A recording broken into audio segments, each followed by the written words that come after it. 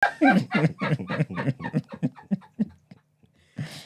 like, I never clocked he said it twice because she didn't get it. She was like, huh? And he goes, no, like, I licked it or whatever.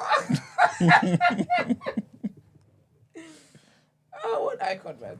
That's so iconic. Told you that made me laugh because she was supposed to be deaf.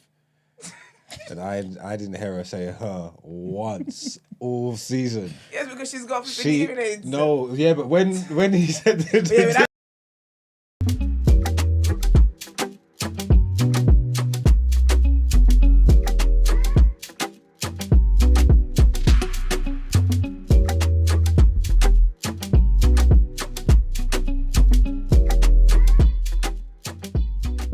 actually true. I never clocked that.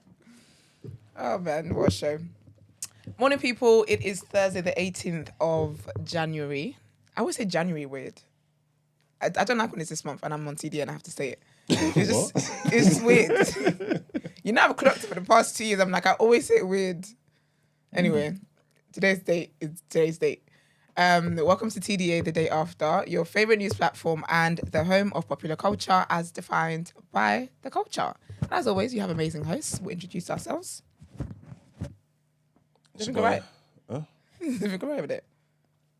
It's your boy, 6 plus representation. Big Marsh from the east side of the bridge. Morning, people. As always, your favorite shade queen, my own royalty.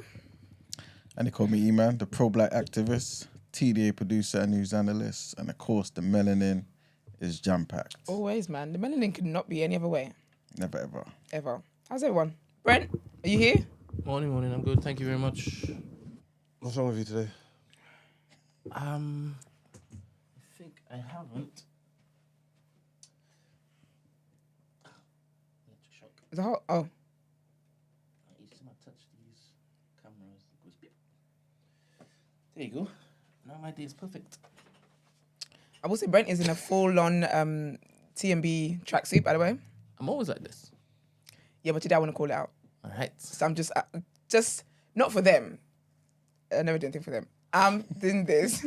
I'm playing LOL banter. I'm doing this so you know to be prepping your step concerning the other half of the tracksuit. Just, you know, just making it known.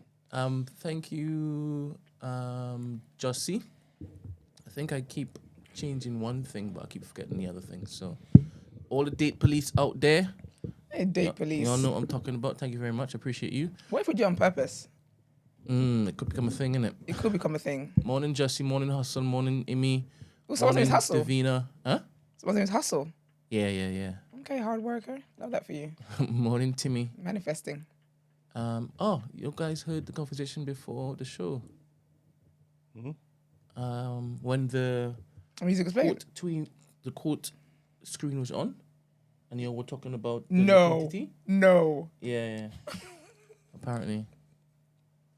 What are you talking about again? I can't remember. Doesn't matter. It's about the date I went on last night. It's definitely not for morning. So you know what? It is what it is. But big up everyone in the chat. How are you guys doing?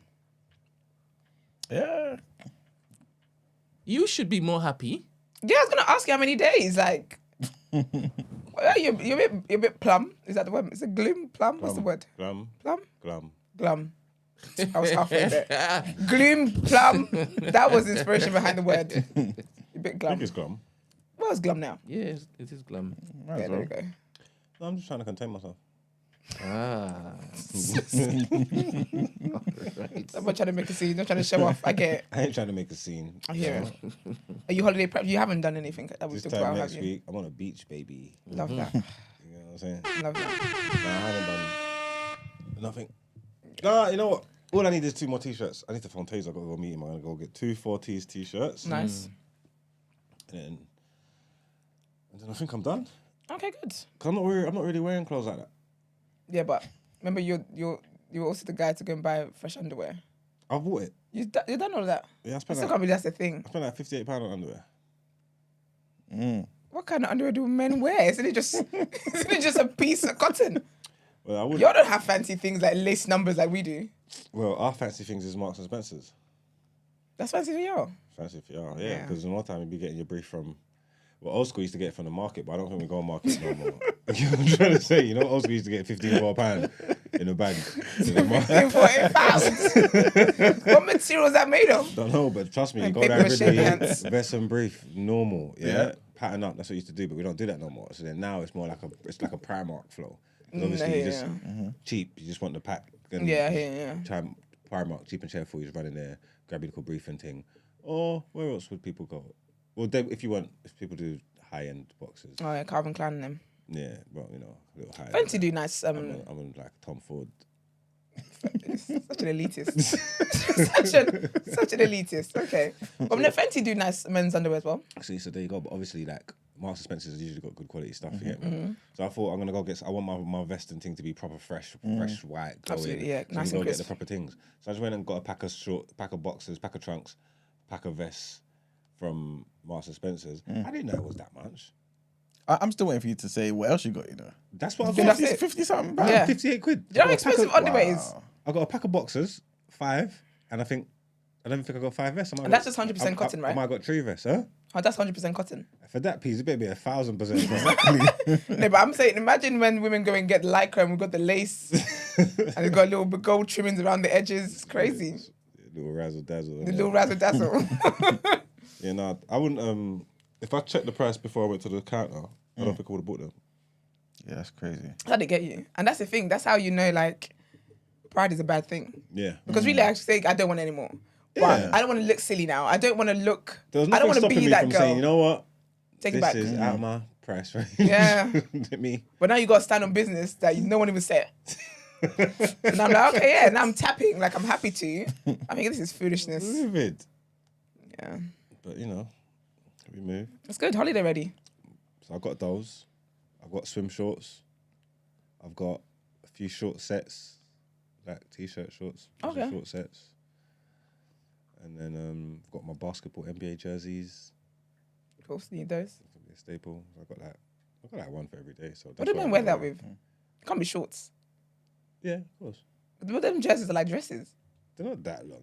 There's Americans wear like triple XL. See, but they wear that in t-shirts. You know That what was I'm such saying? an era. Americans wear That was everything. not cute. Americans wear everything big. You don't have to go down They that. actually do. They're very dramatic. Yeah, like, you don't have to do it like that. You can just Look at wear all the Americans. like normal vests. Yeah, Fair. so I've got those. Which like I said, I don't really plan. Like, yeah, that's I so. don't really plan to be in clothes. I'll bring like some jeans and thing for the evening. Why are you so laughing? Bro? Just what you said, I don't really plan to be in clothes. It's gonna be hot. Yeah, but you're in light clothes. Nah, Actually, you're in swimming trunks. to be Yeah. fair, yeah. it's like I'm practically naked. I ain't even got like my boxers underneath the trunks. The net is holding it together. No, do you get what I'm saying? You ain't doing the maps. They ain't nothing. Actually, to be fair, though, yeah, to be fair, because That's true. fair. Like I'm ready to go. That's fair, because that did sound weird to me. Okay, ill. That did sound. Okay, I didn't need to know all of that, but that did sound weird. But then I think about it, when I wear bikini, I don't have knickers on. So yeah, that makes sense. Exactly. That's what I'm saying. So I practically ain't gonna have clothes on. I just think a men's situation is always funny because you're just swinging all over the place. Get it together. What the hell? Anyway, to be a man, eh? Yeah, man. So I'll be ready. I think I'll be packed by tomorrow. You can be packed by this afternoon when you get home. You ain't got much to pack. Yeah, it's true. It's very light stuff. You don't even you don't have to fold them. Just throw them in there. Yeah. You're all good. I'm trying to decide how many trainers I should bring. Just take pictures of your food and stuff. I like seeing people's food. Should I? Yeah. I'm gonna. You know what it is? I know your plate won't look like Marvin, so I always say this, yeah. And then when I'm doing things, I always say like I'm gonna be more. I need like to post a lot more and post stuff. a lot more and like not even like I'm saying that anything I do, I always say I'm Yeah. gonna make a conscious effort to do it, yeah. And then when I'm out doing it, yeah, I'm just like. But you know, I think that's so healthy I'm like, though. no, I can't, like, I'm here now. Like, But you know I'm that's doing it. normal. Huh? Like I feel like that's so healthy because a lot of people don't actually enjoy things and they spend a lot of time posting stuff. Like what was I listening to yesterday? I think it was a podcast or something. What was I listening to? I actually think it might be Black I Was Living actually. But basically talking about like this, like in terms of like, you know, parents that like have their kids as part of their content creation and whatever. And they basically said this woman went on holiday with her kids, yeah. And like the whole holiday, they came up with like 75 content. and they're over there for like 3 days. Yeah, that's crazy. Do you get what I mean? But that's the thing. So a lot of people spend so much, even like concerts, a lot of people spend so much time. I stopped doing a thing where I record at concerts. I get like a couple clips and stuff. But I like to be present in the moment because really and truly, I never go back and watch these damn videos. I haven't gone back to watch the video that took Chris Brown. Yeah. And I love that man. Do you get what I mean? But when I'm there, my memory of how I felt when I saw Chris Brown holds me at night. Do you get what I mean? But that's, I think that's the healthy thing. Yeah, but I would like to see some food. I say it all the time, and this time I'm gonna try it. Yeah. I'm not gonna try any harder than I've tried before, but... So you're not doing it? So it's not happening. Don't be silly. I said I'm not gonna try harder than I have the other times. No, but the intention is there. I hear you. The intentions are there. It is a lot though, I think, because when you're just enjoying things, you're just enjoying things, isn't it? Yeah, I can't help. I like to just be in the... I think it's a nice way to live. But I'm a secretive person though. I like secrets. Keeps me going. I love it so much. You know what? I'm posting. All right. I'm posting. I'm gonna vlog. I need to work out the time difference. Oh yeah. So I can still do a morning post.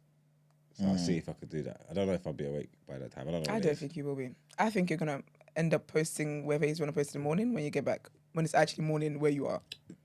That makes sense. I think that's what you're gonna do. I think that's what you're gonna do. But either way, we'll land anyway. Yeah. Yeah, either way. I'm gonna be better, man. Watch. Love that for you. Love that for you. But I hope everyone in the chat is good as well. And you guys are good vibes, all that kind of stuff. We've got some comments to read from our Spotify. Hold on. All right, first one is from Vic. Hold tight, my babes, Victoria. Vic from Black Girls Living. Vic Sinusi. If you want to follow her and stuff. The girls are funny. But anyway, she says, I'm clocking Gina was talking about being scammed and the episode is number 419. God bless her. That's ironic. I love that. That wasn't the real episode number, was it? Yeah, actually was. 419. Flipping hell. I know. God can't catch a break. It's crazy. I love the God bless her at the end. Got balance. Ibra also says, the reason most Christians don't bother about being perfect is because priest pastors will tell you Christ died for your sins. That's a word, you know. They're like, because Christ died, the same Christ did not say go and sin no more. So they're just like, go forth and do whatever you want to do. That is a word. Okun says, love the episode. Please invite Rachel again as a guest host in Margs' absence. Rachel's good vibes. I hope the conversations are being had with the people that need to be had. Just let you know, pepping your step. Ryan says, dope, love this show. I listen every day. #hooked. Akuya Mandy says, hey TDA, absolutely fab episode as per usual.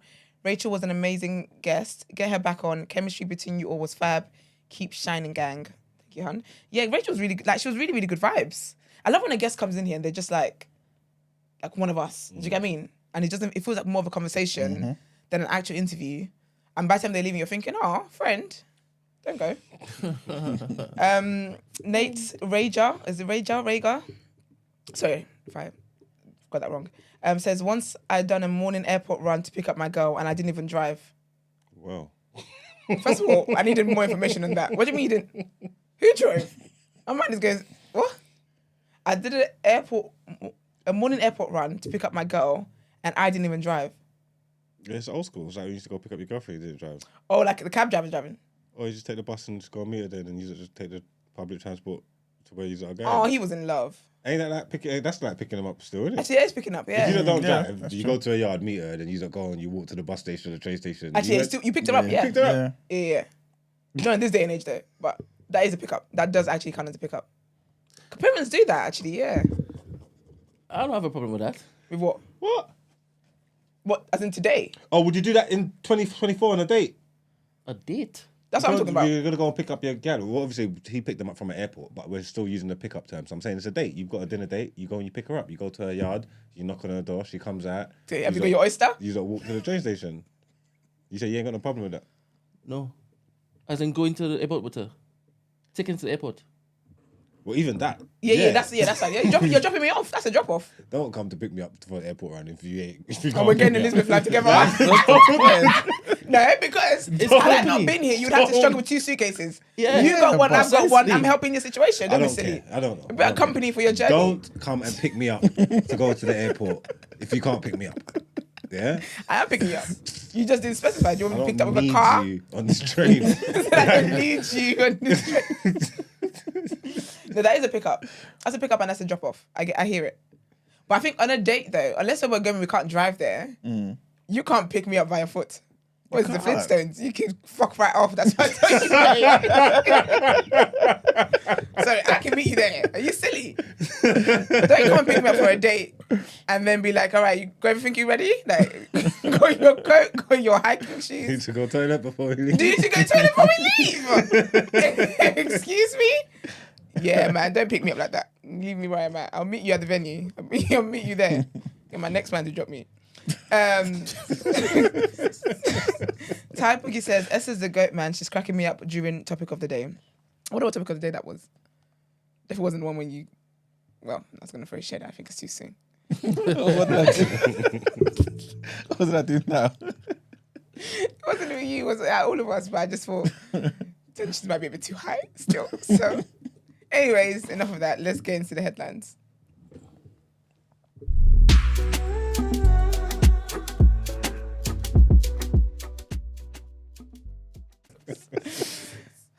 Ciao, what a day. Child. All right, so our first headline. Rishi Sunak has succeeded in getting his key Rwanda bill through the House of Commons after a Tory rebellion failed to materialise. So the bill, which aims to stop legal challenges against ministers' plans to send asylum seekers to Rwanda, was approved by 320 votes to 276 votes. Dozens of Tories thought that the bill was flawed and had threatened to rebel, but in the end, only 11 of them voted against it. The bill now goes to the House of Lords, where it will face stiff opposition. Over the past 2 days, MPs on the right of the Conservative Party have tried to change the bill, arguing that without their amendments, the government's Rwanda plan could be blocked by the courts. And on Wednesday, the former Immigration Minister, Robert Jenrick, tabled an amendment which would permit the UK government to ignore parts of the human rights law in relation to sending people to Rwanda. Mr. Jenrick also proposed an amendment which would ensure ministers automatically reject last-minute interim orders from the European Court of Human Rights. Such an order was responsible for blocking the flight to Rwanda back in June of 2022.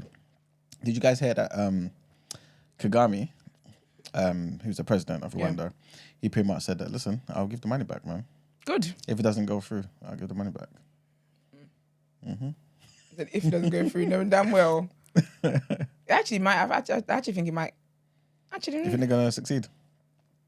Nah, I don't know. I feel like it's been going on for like 2 years.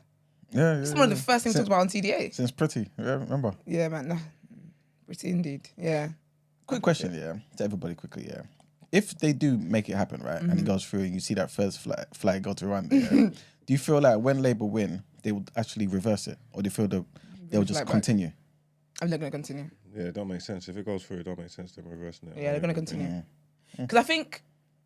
Because when I think about it, the more we talk about it sometimes, I have to think, is it a bad thing like that? Do you get what I mean? Because again, it's basically asylum, but it's not where you thought you were going to go. Yeah. But I guess I'm a bit torn. It's because of all the other stuff they were talking about. You know what I mean? Like certain people are vulnerable and like it just seems as though the problem that you should be fixing as a humanitarian, you've now given to another country. You know but then we I think there's other stuff in there as well. Like, man, because Uganda's got their own immigration. Rwanda, that's it. So they've got their own immigration laws and stuff like that. Yeah. I think they don't necessarily even have to keep them. Oh, is it? I'm nearly sure I was listening to someone saying something like that. Like, once they give them into the care of Rwanda, they're not 100% sure what's happening to them. Oh, that's horrible then. If that makes sense. But I swear there were setting things up though to give them like a life there in terms of housing, education. That they were actually pouring a lot of resources to make sure that when they come, they're actually accommodated for. That might be a critics thing where they're saying, "Oh, Rwanda doesn't necessarily have to do that," but it's not like Rwanda's saying they will do that. Oh, okay then. Yeah. Because I think what the issue is with this is just the metaphors they've been using. There's been a lot of boat talk and ship talk. And And so it just doesn't sound right when you say you're going to get people who wanted to come here, you're going to ship them off. Exactly, yeah. So it's really, it's an English thing. Well, what they're doing, they're going against the grain. They're rewriting laws and pushing things through Parliament so they can do it. They've already been told by international courts and that it's not, you shouldn't do it. And they said, actually, you know what? We're not listening to that judgment. We're just going to change the constitution over here and rewrite some laws so we can do what we want, basically. It's crazy. Yeah. Well, our second headline. Apparently, one of England's highest performing state schools, famed for its top results, has been challenged in the High Court for its policy of banning prayer rituals on school premises. Is it a Christian school? Not too sure we're going to get to it. Right. But the case against Michaela Community School in Brent, northwest London, has been brought by one of its Muslim pupils who claims that the ban is discriminatory. The judicial review hearing was told the ban had fundamentally changed how the people felt about being a Muslim in the UK. Not being able to pray at school made her feel guilty and unhappy. That's what the court heard. The prayer policy was introduced in March last year by the school's founder, when the school found itself the target of abuse and harassment after pupils were seen praying in the school playground by passers-by. The claimant is challenging the ban on 3 grounds: that it's a breach of the public sector equality duty, that it's also discriminatory, that it's also discriminatory under Section 19 of the Equality Act, and that it's contrary to Article 9 of the European Convention on Human Rights as incorporated into the UK law. Her lawyers said that they were not seeking a dedicated prayer room, but argued that people should be allowed to pray, usually for about 5 minutes, during the lunch break on dates required by their faith without interrupting lessons. So that's basically what they're saying. Okay, They're saying that they should have a prayer room. No, you're saying we're not asking for that necessarily, but on the lunch break, if we want to go quickly into like our classroom, whatever, and be able to pray. give us 5 minutes. You know what I'm saying? Yeah, that's understandable. Rather than banning the whole damn thing. Yeah, that's how I would. So they're banning them from praying? Yeah. Gotta pray for the downfall. Yeah, that's how I would, man. Let the kids pray. And our last headline, Buckingham Palace announced on Wednesday that the king required treatment for an enlarged prostate. Yeah, I didn't want to know that. Well, yeah, so this happened just 90 minutes after Kensington Palace revealed that the Prince of Wales had undergone abdominal surgery. So the king, who's 75 years old, who's currently in Scotland, will be admitted to the hospital for a corrective procedure next week. The princess, who's 42, was admitted to the private London clinic on Tuesday, where she underwent planned abdominal surgery that's forced her to cancel all engagements until Easter. The king cancelled his upcoming engagement after suffering symptoms connected to the benign condition, but was very keen that the details of his diagnosis were revealed in order to encourage others in his position to get themselves checked. You know what I'm saying? But that's good though, because that's very, very important. Prostate cancer is a real thing, and the numbers are going up because men need to be doing what they're doing. So please do check that. Yeah, man. But yeah, that's it for those headlines. Okay. We're going to get into the next one. The next headlines.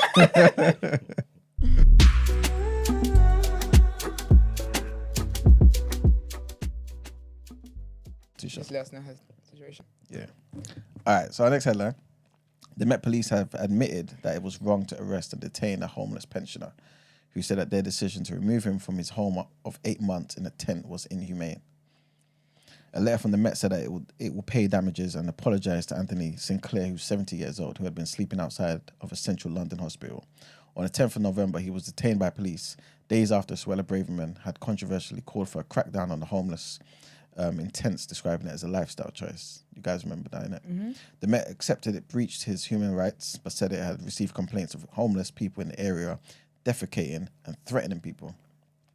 So Sinclair refused to leave his tent after being given 90 minutes by an officer to obey a dispersal order. It led to him being handcuffed before being placed in a cell, but the charges have now been dropped. Next headline takes us to Argentina, where the new president, Javier Milei, was speaking to Sky News, and he basically said that he has begun discussions with the UK about the Falkland Islands and that he expects future negotiations over the sovereignty of the British territory. The comments will spark controversy as Britain has said that in the past it has no plans for any diplomatic negotiations over the future of the islands. A UK official said that on the Falkland Islands, the Foreign Secretary and President Milei said that they would agree to disagree and do so politely. The UK position and ongoing support for the Falkland Islanders' right to self-determination remains unchanged. The issue of sovereignty over the Falklands has long been a source of dispute between Britain and Argentina, who fought for a brief war over the islands in 1982. And the UK has maintained talks are not on the table as long as the island's inhabitants want to remain British.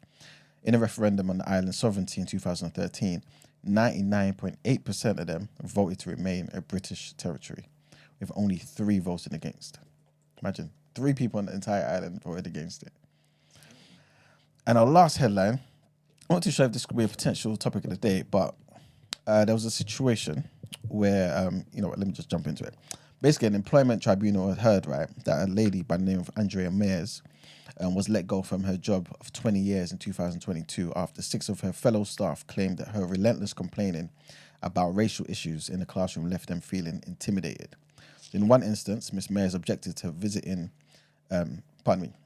she objected to a visiting magician referring to pupils as little monkeys, right, which resulted in any reference to the word being banned from the school.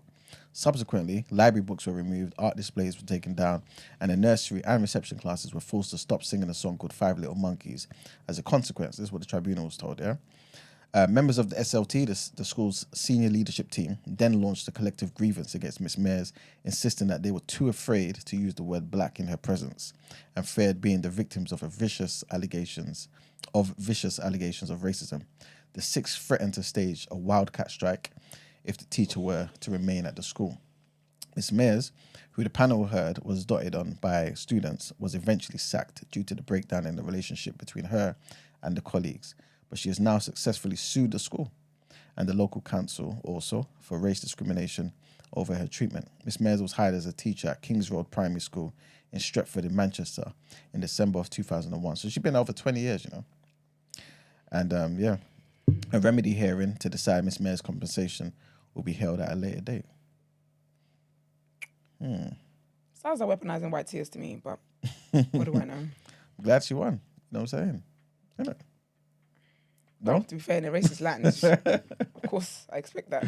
Do you feel like she maybe was seeing things like going a bit too far? Or she's... As in the white teacher? No, just the black woman. Do you know what it is about white people, though? They get, uncomfortable when you just say the word black. Yep. Saying the word black for them just feels so intense. Mm-hmm. But that's got nothing to do with me. Just because you're uncomfortable by the word black, I am black.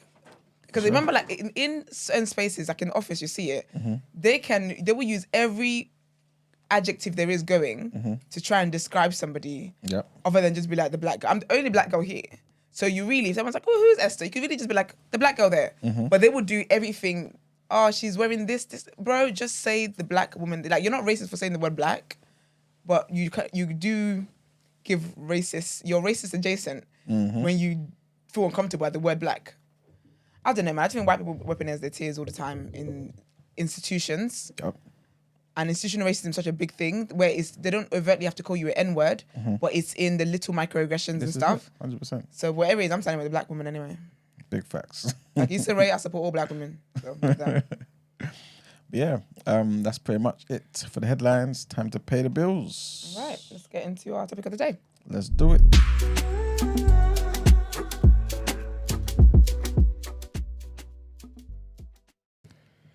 Okay, people. So today's topic of the day, we've got a very interesting one today. We've got a very interesting guest as well, right? Firstly, do you mind introducing yourself? Good morning, everyone. My name is Pelumi Nubi, or the full name Oluwapelumi Nubi. All right. There it is. The real one. So I was born in Lagos, Nigeria, grew up in the UK. Nice. Done a lot of things. Currently traveling the world. Travel content creator, showcasing that traveling can be easy, safe, and doable, especially as a solo black female. That's quite important. So that's kind of. When you say traveling the world, because everybody travels the world, but you're really trying to travel. You're really bad. Exactly. Like the whole world. You're on a different level. How many countries have you been to? Currently 80. 80 countries? 80, yeah. Globetrotter. Do your friends say you're gallivanting? Favorite country? Yeah. That's a hard one. I I think every country has like a little charm about it. If I was to change my like ID, like my identity, like somewhere new, Australia, I think it's just so far away. Like it's so random. Yeah, it's so far away. I can't help but think about all the funky animals they've got in that place. Oh yeah, they got some wild animals there. Funny. But if you bring it a bit back closer home, then Eastern Europe actually, I think is so underrated. Okay. Black people don't go there, so I think we should go. Affordable luxury. So Montenegro, like Albania, the Balkans, all those. Yeah, I would nice never places. think about going to Albania. Exactly. I'm so real with you. You should. It's so good. It's so good. I think Western Europe is quite saturated, so those kind of places give you more of an authentic experience. In Africa itself, I'll say Namibia. I really enjoyed it. Zanzibar is actually a highlight as well. Tanzania. Oh, I want to go to Zanzibar. 1,000%. 1,000%. It's like water so blue, sand so white. It's just like paradise. If I was to escape reality, that's the place I'll go to. But so many places. And you do all your trips solo?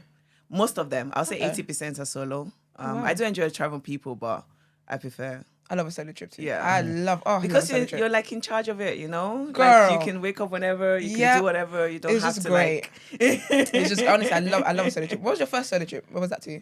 Ooh, that was to try to remember somewhere in Europe, Norway.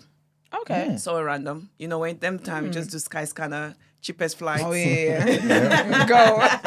Anyway, I think it was like a 15 quid return flight, something ridiculous like that. So I was like, okay, I'm going. Weekend, Friday, come back Sunday. It was like really sweet, just like exploring, get to know yourself a bit more. So love a solo trip, man. You do love a solo trip. It's quite nice.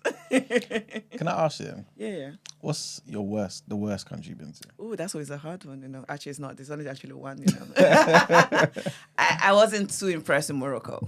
And Morocco's PR this year. They need to work on their PR because I actually went to one of their events and they were like, we know we have issues, but we're really like, there's a lot going it's almost like they were making up for it with kind of like aesthetics. And I'm like, you need to deal with the issues you have. As far as a solo female traveler, I just did not feel comfortable. Okay, yeah. There was a lot of, and it's very different experience. And I would say people go travel, do your thing, actually experience it for yourself. You smell great, by the way. So thank you. You felt safer in Albania as opposed to Morocco. Ramsey, are you listening? I am not even. Are you listening? I'm telling you. I felt safer in those places that Christ. They were curious about me being there, but they were not sexually harassing me. It's that's different in Morocco. And and I'm used to the catcalling. I'm used to I grew up in Lagos, and there's going to the market and sister, come and look at this, but it's not sexualized. You got to a point in Morocco, like I had to wear their abaya, like buy their abaya, because I was like, is it because of my Western clothes? Like, is it too, I dress modest, but like, I was like, maybe that's what makes me stand out. So let me wear the traditional clothes. What kind of things are they saying to you? It was not even the saying. It was just I don't know. There's just a way you can feel dirty in a place. Like, I don't know how to say it in words. Isn't it because over there as well, there's like prostitution and stuff like that goes on, like escorting and stuff like that. So if you're a solo woman, they just assume that's why you're there. You're here to do. And if you're obviously dressed a certain way, like if you not just a certain way, but if you look nice, quite honestly, if you have a little bit of foundation on your face, they think you're just out here. And I think it's just the cheekiness sometimes, like because you're like in a maze, and sometimes people are just like, oh, you're asking for like directions, and most time people are like generally trying to help you, but with there, I just found they'll tell you to go join some like dead end, and then they try to ambush you and like you have to give us money to tell you the real route, and I'm like, do you know I'm a Nigerian? Exactly. Excuse me. Imagine. Can you not? I give you nothing. So it just wasn't the best experience of places I've been to. Because recently I've been seeing Morocco trending for a minute, but I've been to Morocco and I really, really enjoyed it. But I went with my friend and she hates that. She would never go back. I went with a queer, and a queer hates. She's never like talking about it. But I'm like, at that time, I had a time. Then there was a lot of like catcalling, a lot of like Nicki Minaj, Beyonce. I'm like, shut up, we're not in the same skin colour. It's the whole thing. Yeah, I understand that. And I've heard that. I've heard that going there as a female solo. It's not ideal. There's other places I would recommend. Yeah. So if you go as a group, like that's why I say people have different kind of like 100% kind of experiences. Yeah. So go, but just have a heads up. I think I wish someone just gave me that heads up. If anything, I think I just kind of went in blind. So it was just like, damn. It's just tricky, you got someone like you saying how you felt. I'm like, it was great. Exactly. The KFC slaps that. I will say that. They've got a nice KFC. But you're taking an amazing trip. You've got a trip and a half coming up soon. And I would please let people know what it is. Yes. So I'm doing a solo drive from London to Lagos. That's amazing. Yeah. People like, you know, the thing is, when I first heard this shit, I thought, okay, yeah, you're going by road. Yeah. Going by road in itself is crazy, right? But you're driving I'm driving. You're going to be the one driving. Myself. Can you imagine? Solo as well, you know. My lovely car is outside. My Porsche That is 107. crazy. Love that. Love that. I'm a pleasure babe too. I love that. I love it. So, what was the third process behind it? Like, actually, with all your traveling, like, how do your family, because being Nigerian, yeah. I know that you can't go to your friends without saying, oh, you're gallivanting up and down, up and down. You are literally doing up and down, up and down. Up and down. Like, it took a while getting used to. I think Yeah. when you get to 80, they're kind of like, okay, she's off again. So there's that kind of In your acceptance household. now. They've accepted it now. Now it's like, where are you going to? Where are you? Where are you now? Exactly. Yeah, That's more yeah. of the question rather than how are you. It's like, where are you? It's like, oh, wow. The shade. But yeah, I think they've come to accept it in terms of kind of like, and it's so important. It was important for me in a way, kind of like having that support system. Nice. So it's it's solid on there. Why am I doing it? I would like to know the thought process, please. Well, it's so layered because, you know, as a traveler, I wanted to do something quite adventurous. It was something that was in the books for me. I think for London to Lagos, when I ever tried like traveling to Lagos, you kind of leave London, this kind of very, you know, cold place as it is right now. You fly 6 hours and then you're in the warm home. Like, I was just very curious about what's the countries like between now. them. Yeah, it just seems like we just kind of like fly over and it's like done. Yeah, I you're an was adventurer very because curious. I just go on that screen. You know the screen on the plane that lets you know where you're flying over? And I'm Exactly. like, we're Quite going over nice, Albania, you know, that's we're going over lovely. Morocco. All right, next. We're going over this. Yeah, So, exactly. and yeah, I think within the overland community as well, Yeah. we just don't see a lot of black female travelers, solo female travelers as well. It's just kind of like representation matters, you know, very important to kind of like see people do things and make yourself, it just open your mind to what's possible. Yeah. You know, some people just don't know it's possible to go through London to Lagos by road, you know, so it's like, there's a body of water, you just put your car on a ferry, like, you know, you cross the English Channel, then you cross from Spain into Morocco by ferry, and then once you're in Morocco, you just keep You're driving. going back to Morocco again. Yeah, I have to go back there. I'm like, oh Lord. I was going to ask that. Have you thought about like doing like a Guinness World Book? Has someone ever done this before? Someone has done this before. Okay. So I actually was inspired by a guy called Mr. Kunle. I forgot his surname. He did it by bike. So he did it 2 years ago. I was on the phone with him. I was like, yo, like, you know, this is so cool what you did. And, you know, it was really amazing kind of like the variation he did. I think with me, I'm a little bit, I think he did within a month. I'm going to slow it down a little bit more. So I'm doing it in 2 months. It's going to take you 2 months to get to... You can do it faster. You can do it in 3 weeks if you're just driving. But you're with gonna me, I want to stop. I want to explore, enjoy, take it in. But you're not stopping in Morocco? It's just speeding. You know what I'm saying? Speeding from Morocco. I'm giving it a chance, actually. I'm giving it like a week, but we'll see. We'll see how I'm feeling. I hope Morocco does better by you. Because if they get 2 strikes, I'm afraid that's it, man. That's it. Like, That's we're it. like definitely confirm. And right now, it's still with like hesitation. Like, okay, you know, try myself. But if it happens again, I'm like, that's it. That's Don't it. go You guys there. are done. I hear it. What countries? How many countries are between London? Are you going to go over? I'm between going to London go and through Lagos? 17 countries. Wow. Do you know? Do you know them off by heart? I will try. I Okay, can thank attempt you. it. So we'll cross into France, Spain, into Morocco. West Sahara, debatable. Still part of Morocco, still trying to stay with the state by themselves. Mauritania, Senegal, Guinea-Bissau, Guinea, Sierra Leone. Then I go upward to Mali, Burkina Faso. Then I come downwards to Ghana. Then I go that way towards Ivory Coast. Then I go backwards to Togo, Benin, Lagos. I think I You missed only one. Which one did Really? I miss? Gambia. Gambia. Oh, my favorite. I've heard Gambia is I'm looking forward to the beautiful. food. I've heard Gambia so I want to go to Gambia. It's so lovely. Okay. That's going to be a nice trip, you know. It's gonna be a nice one. That's The amazing. amazing. West Africa. I think it's just I haven't explored it. I've done like solo road trips from Lagos to Ghana before. So twice actually by road. You should go during the day. I went during the day. Yeah, because you know. Yeah, I don't want to be traveling at you night. can't be doing Yeah. that. I remember like the guy, especially if you're crossing like the worst checks actually are in Nigeria. Oh God, you don't have to say like it's 20 something checks. shocking. We know. 20 checks within like 2 kilometers ring. It's like, why are you checking? What are you checking Some for? for the boys. Something for the boys. Oh my Stop. God. It's ridiculous. So they open my passport. I have Nigeria passport, which allows me ECOWAS freedom and stuff nice. like that, which is great for these trips. I only need, passport privilege, which is also something I always have to acknowledge. So my British one takes me all the way to Mauritania, and then from Mauritania, once I get into Senegal, it's ECOWAS all the way. So which is great. So I don't have to worry about visa. But like in my Nigerian one, it was issued in London. So I remember them saying, "Okay, where's your British pass?" I'm like, "There's no British That's so pass. annoying, man. It's at home, bro. This is at home, bro. I'm not giving you my British Yep, pass." no, it's at home. So yeah, it was an interesting experience, like doing that. So that was like the test run. Yeah. And then I did Namibia for 4,000 nice. kilometers. So I went all around. That was 2 weeks. Beautiful, absolutely stunning. You're like, is this Earth? You have to ask that question. Like, is this Earth? And then last year I did one from London to Lake Como for a friend's wedding. So nice. yeah, it's been a long This is actually so cool, you know. That's what I'm saying. I heard you had to retrofit your car. I have to. I Retrofit have what? to.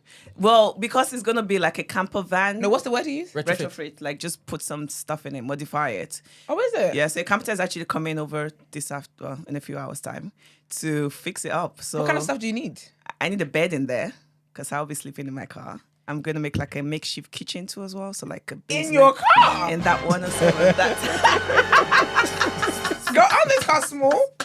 It's small, but it's only me, So I just need I was trying to actually remove the passenger seat, but I got to the mechanics and they're like, if we take off the front passenger seat, it's gonna disarm the airbags. Like, okay, so I was yeah. like, nah. Let's do all of that. I still want to be safe, so Yeah. let's just walk with it. Especially going to Morocco. Exactly. Yeah. Especially Morocco. Especially when you come in Morocco for everything. and you call them out on your public platform, girl. That's so interesting. And then what do you do? So how much food are you going to be? Obviously, going to stop for food and stuff. Funny story. I actually bought like a bag of gari and some noodles. Fair. It's a critical, girl. That was like the essentials. Of course. It's I essential. was like, what, wherever we land, we can you soak need the some gari, gari, yeah. we'll be okay. This is it. Take some peanut videos and some ground And nuts some as well. Indomie, There exactly. you I was go. like, we'll be good. That's so cool. That's crazy, man. Do you know, 'cause I wouldn't even go camping, I was once thought like that, person like- I was like, nah, it's glamping, it's stuff. But I I think think when we'll you meet you at the hotel and I'll meet you guys on the ground for the activities and I'll go back to my hotel. Goodness me. once you start, it's almost like addictive. Like when you're lying under the stars, no noise pollution. Yeah. You and the earth and nature, and you're just like, yeah. I remember I just busted into tears. It was like, what the I heck? can imagine it's overwhelming. It's like It's beautiful. overwhelming Yeah. because you're just like, damn, like what the heck? The world like, is actually big. when you make your problem look so small, like it's like we're just so small in this whole grand scheme of things, Yeah. So yeah, put things in perspective in a way. It's just like, Have you encountered any funky animals? Because that would be my thing. what? Any funky animals? Like if I'm sleeping in my encounter? car, right? And then like, I don't know what kind of animals they have in these countries. Say like a deer or something. It's just right next to my window. Well, there's no foxes or anything. What we doing? That's how we got in the UK. Yeah, I think it's safari that's kind of the biggest kind of animal encounters I've had. So that was in Kenya. So But you actually the went big to the five. safari? Yeah, I went to like a Okay, okay, safari. So like, lions and elephants. And Yeah, you like Gina, man. Now it's just good. I'm above me. That is so cool. What are you looking forward to the most?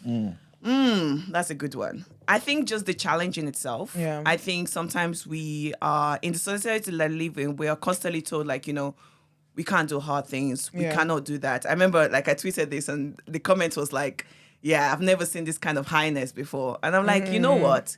If people don't call you crazy enough, are you really living, So that's kind of a question I had to ask myself. So yeah, I think the challenge is push myself. And more importantly for people to kind of shift their own mindset about what Yeah. they consider to be impossible. Like, growing up, I was told so many times, I suffer from dyslexia, Okay. from migrating, new culture, new Yeah. experiences, people just saying, you're not meant to be here. You shouldn't take up so much space. So it's like having that audacity to be like, I'm going to do this crazy thing, It's going to happen, either you tag along or not. So, yeah, I'm excited for the experience. Especially for the food. I'm a foodie, Oh, God. As people ask me, someone asked me, like, what's your favorite food? Like, the food I don't cook. Like, as long as I'm not cooking. How do you know? How do you know? As long as I'm not cooking, I'm good. It's the best So thing ever. I'm excited. There's some really cool places. Mauritania is not. I think it's like Morocco 50 years. They still I think it was the last country to abolish slavery. So there was still slavery till like 2007. So it's still in the system. So it's be quite interesting to see what their response is. Kind of like, black against solo female traveler. So that'll be interesting. But they also have like the longest rail train coal experience. So like you're on this train for like 17 hours and just like... You're going to do that? I have to. So, so then you kind of park your car somewhere. Yeah. So you research all of that stuff? Sometimes you go with the flow, sometimes you do these things. I think I have a contact there, so hopefully he's able to kind of put things into place. So yeah. So have you got like a contact in every country you're going to? I've tried to kind of create something. It's not 100% in everywhere. And that begs the question, do you need a contact for you to be able to do this kind of trip, Do you need to know people? Because like Mr. Kunle was like, I got to the border. I was able to call like the president. Not like president, but like, like someone high. Someone high up, So it's like, is that a thing? Or can a normal, not connected person be able to travel through their own continent, So that's kind of a question that kind of comes up as well. But yeah, I've tried to like, either from the tourism board or just like a friend or something like that. Nice. That, if something, if let's see what's shit hit the fan, as they say. So have you been to all the continents then? At least one country in one. Oh, which one? Antarctica. Oh, you can't go there though. I can. I'm going there for my 30th. Hey, wait. Of course you can go there. She just said, her language said that she can't do things. And here he is. You can. You can't go there. Oh, yeah, it's very restricted. Okay. It's very expensive. But I found like a little something. So do you mind if I ask how old are you now? I'm 29. Girl, you're going next year. I'm going, well, this year. Wow. Before I turn 30. So December, I'll probably go there. Wow. So it's really like cool. 100 countries, 7 continents. I think it'll be interesting. Are you not afraid of like the cold? No. I'm suffering here. And I'm Antarctica. suffering here too. Antarctica though. Yeah, you just layer up. Like, you'll be okay. I hear it though, because sometimes when I'm really, really cold, I'm like, well, at least I'm not in Canada. You know what I'm saying? Do you get what I mean? I'm like, at least I'm not like that. And for some reason, that makes me feel a little bit better. Facts. So, Antarctica, yeah, girl, I think that was even my debate, like between Canada and Dubai. So I relocated to Dubai earlier last year. So I wanted the warmth. Like, this cold, ain't it? Like, I'm literally walking around with electric blankets. Nah, I hear it. No. But yeah, for the experience, for the bucket list experience, I'm willing to be cold. For it's like 10 days expedition, so it shouldn't be too bad. Not bad. Yeah. How long did it take you to actually do the research? Saying, I'm going to start here and get there. And yeah, how long? So the idea popped into my head that, okay, potentially this might happen September 2022. Okay. So it's been more than a year in the making, not actively planning. I say actively probably last 3 months or so that, this is going to happen. Still planning till date. So it's every day is like changing, new grooves, new updates. There's some, Facebook group to follow. I think some information are not kind of like, in mainstream media. So having to literally sit with people that have done kind of like the route or kind of stuff and just kind of hear their own experiences. Yeah. So there's been a lot of interview kind of style, kind of like, okay, let's jump on a Zoom, walk me through what you route, what your experiences, what border is easier, faster, safer, all of that question. So yeah, I say about a year totally in planning. So money, I think saving the money, I think that was like the big thing. Yeah. This ain't cheap. I can imagine. Exactly. I think people always don't have that conversation of, people like, oh, you can travel for free. I'm like, nah, they lie to you. They lie to you. Well, how much is it going to cost to do it? Ballpark number, we're talking between 15 to 20 grand. Because driving? Yes. The reason is petrol. If I'm camping in my place, but if I have to get accommodation, but actually pushing it is kind of like a lot of the things I've been doing my travel has been a bit low key. With these, there's a bit more bigger publicity. So PR, social media, those are things actually taking money, documentary kind of style, filming, videographer, working with all those people. Yeah. So that's where the big chunk of the money is actually going into. Rather than the trip itself. You can make it affordable. And it's the reason I'm cutting corners and like sleeping in my car and stuff. But cost of like actually making it bigger than myself and more eyes on the project, that's kind of costing a bag. Are you going to document all of this? Yeah. Yourself or It's gonna be a bit of a vlog style, but each place as well I'm connecting to like videographers, so at least we can do like 1 or 2 projects if it's like capturing the food, capturing the culture, capturing the people, the city or whatever. So do you have a YouTube channel that you post all of this on? yes, I'm gonna kick that up. Yeah, because God, this is a trip and a half. It's a trip and a half. I have to like that is so mentally cool. prep myself. I think driving here, I was like, oh, I feel like I'm still in Dulu. I think once the car get like set, I think it's a kick in. I think right now it's still kind of like it's happening. I know it's happening, but it's still very lot of antsy around it. It's like, oof. What's the longest trip you've done of your trips? I drive a lot. No, I drive. I do enjoy driving. You know. No, I mean like in terms of driving from like this place to that place. What's been the longest you've done so far? The longest trip? I think Namibia was the longest one. Okay. So it was 2 weeks just like driving 5, 6, 8 hours every day. And how was that mentally though? Because as much as it's exciting and stuff, like did that take... What are the other parts that people might not see? The burnout is very real. So I think when I did Namibia, it was part of like a 3-month trip earlier in 2022. Yeah. And, you know, I did the flying beats through the Tanzania, Kenya, Rwanda. And then when I got down to like, you know, Botswana and those places, I just realized that land border is exhausting. You know, I got to Malawi, trying to get into Malawi, and they're like, oh, we can't issue the visa. And on the British stuff website, it said you can do visa on arrival. So it's like, you know, and they were like, okay, pay us, you know, pay us, you know. I was like, oh, well, that sucks. So that was annoying. So that's one thing. I think definitely in terms of then driving, then I got, you know, sorted it out, got into Malawi, trying to get into Mozambique, got to one border, and they were like, oh, we don't have petrol, like in the gen. I was like, gen is generator by the way. So we don't have, if when you electricity goes out, generator basically powers electricity. Exactly. And I was like, I'll pay for the petrol. Like, I need to cross this border. Yeah. They spoke between the said, actually, we don't have gen. I was like, you're joking. I don't know when the tears kind of like shot out my eyes. Like, you know, those spontaneous tears. Oh, God, I know them. And I was like, so what does this mean? So what are we doing here? Exactly, like, I'm trapped here. And they're like, you can just go to the other border. First of all. Yeah, because that's easy, isn't it? It's right next door. It's 5 hours away. 5 hours drive away. And it closes in 5 hours time. So I was there at noon. It closes at 5. So you have to go using... I literally have to go like there, no stopping, nothing. So at that time I wasn't driving, but I had like a drive, but I had the cost of that. You know, you just sometimes don't kind of plan these things. The stress, anxiety of it all. Stress. So like, you know, we got to the final border. You know, they wouldn't let me cross in because they need to stamp me out. They wouldn't stamp me out because they need to see the visa. It was just a mess. I remember once it got sorted out, this was around 5:05 or something like that.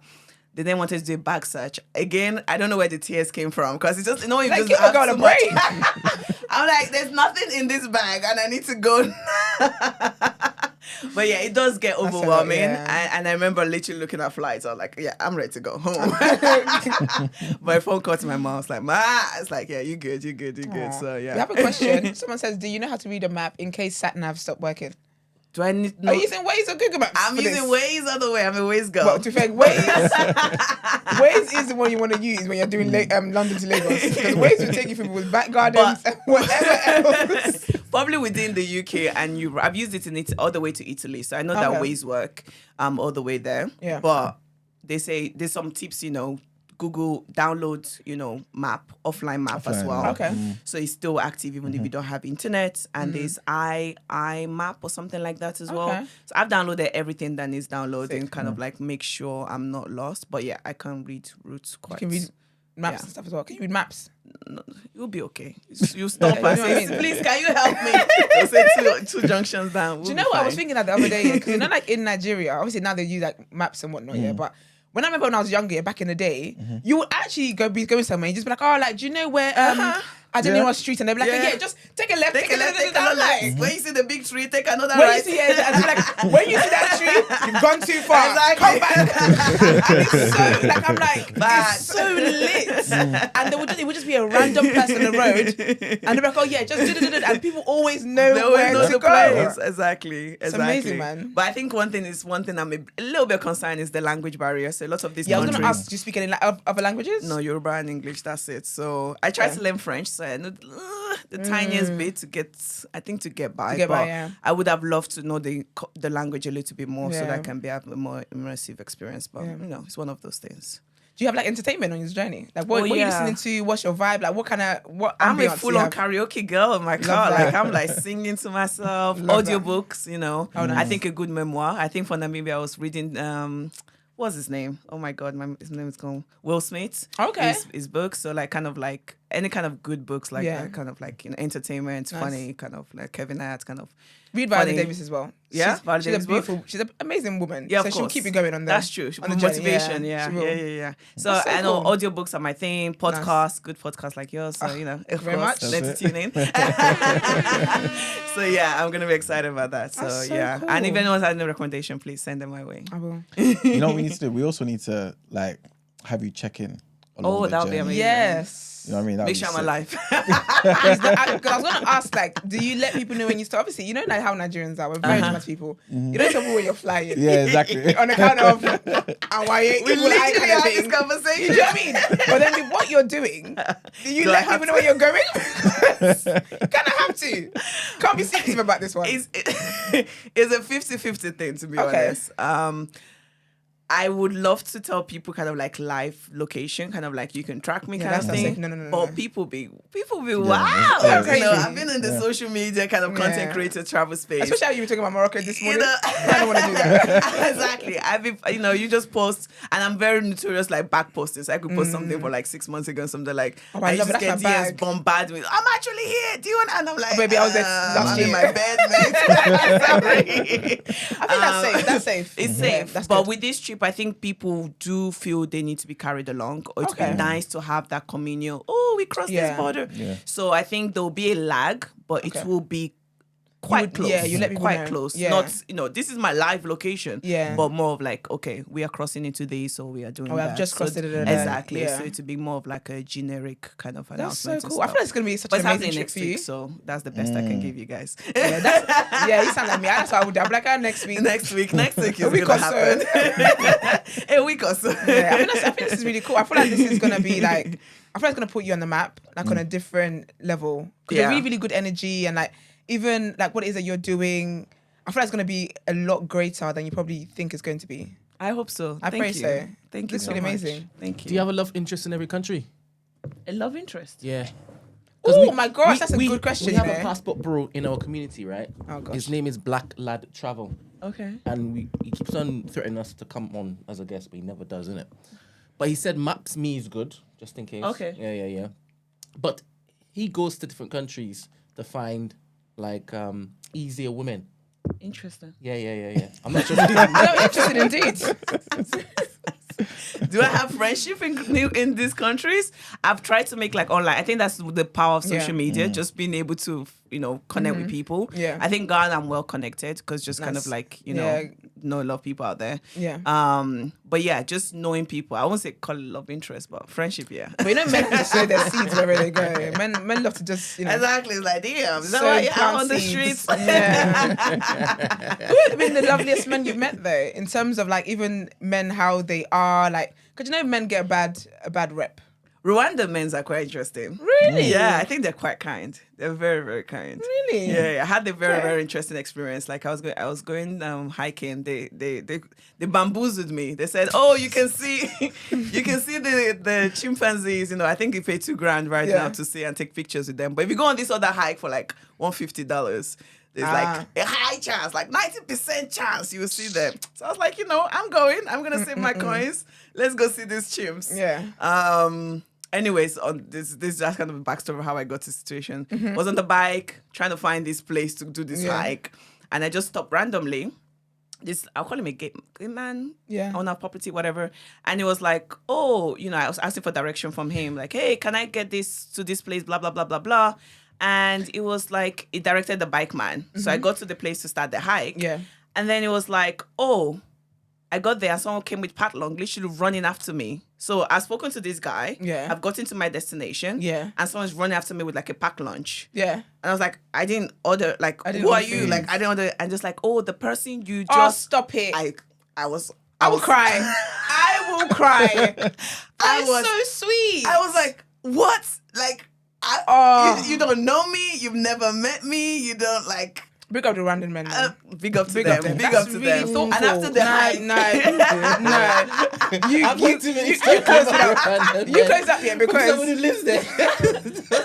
that's so. But that's so thoughtful. but yeah, That's it was how so I get so got you there. I But love honestly, with thoughtful travel, people are so kind, and I think Yeah. it really, for what media portrays sometimes of humanity, we sometimes forget that they're good The people out majority of there. people are. They are honestly. Yeah, they're not crazy. They have they're crazy people. Really Yeah. crazy people. Let's not forget that. I never. But I think majority are honestly just chilled and just want to help most times. That's so cool. Out of all the countries you've been to, if you could live in one, If I could live in one, yeah, which one would it I be? don't think I can live in one country for like the rest of my life. I'm too itchy on my Like, feet. don't I wanna think go. I need to a bit of this, a bit of that. Yeah. Right now I'm loving Dubai because my family is there too as well. Okay, nice. The first time, all my siblings have been in one city. Oh, that's In lovely. like 20 years. Wow. Like, so we all Oh, grew wow, up that's apart. amazing. So finally we are kind of like chilling. Well, I'm not there now. Well, you're so about to they're leave like- again. They're like, really? We like had this whole plan. I'm sorry, man. Oh, that's so sweet. But yeah, that's really cool. Place to live. I really, really like in Kenya, there's this place called Lamu. Okay. Lamu is like this small island, Ashishila Island. Very small. They actually don't have cars. They walk with donkeys. So it feels like you're back in Back in Jesus' time. Really just same thing. So like it's Love so that. slow pace. You Yeah. know them once again. Change of outfit, but because of a good thing. So Yeah. I remember buying like the breezy, like you can't wear trains and trainers. Too serious lot, there. yeah. There they're just like there's no time basically. Oh, I it's like love pule that. just yeah. I think Simple that's kind life. of like very simple. Very simple. I'm a simple guy. I'd actually love to live in places like that where like they're not chasing and They're doing not all the things chasing. that we do in Yeah. the West and well, not just the West, but like typically in the world. Yeah. And just literally just enjoy life for life, what it is. For what it is. It reminds me, you're just like, damn, like what am I chasing? Like Yeah. chill.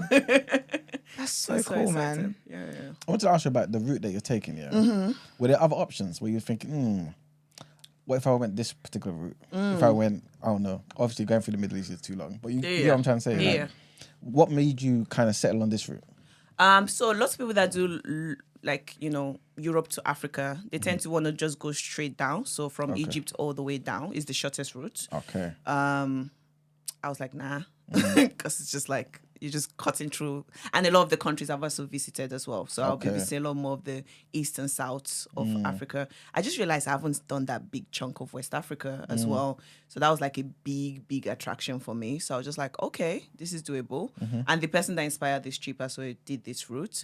He did go through, he didn't do the small Guinea-Bissau and stuff. He kind of cut through Mali and came all the way down. So it's shorter and faster.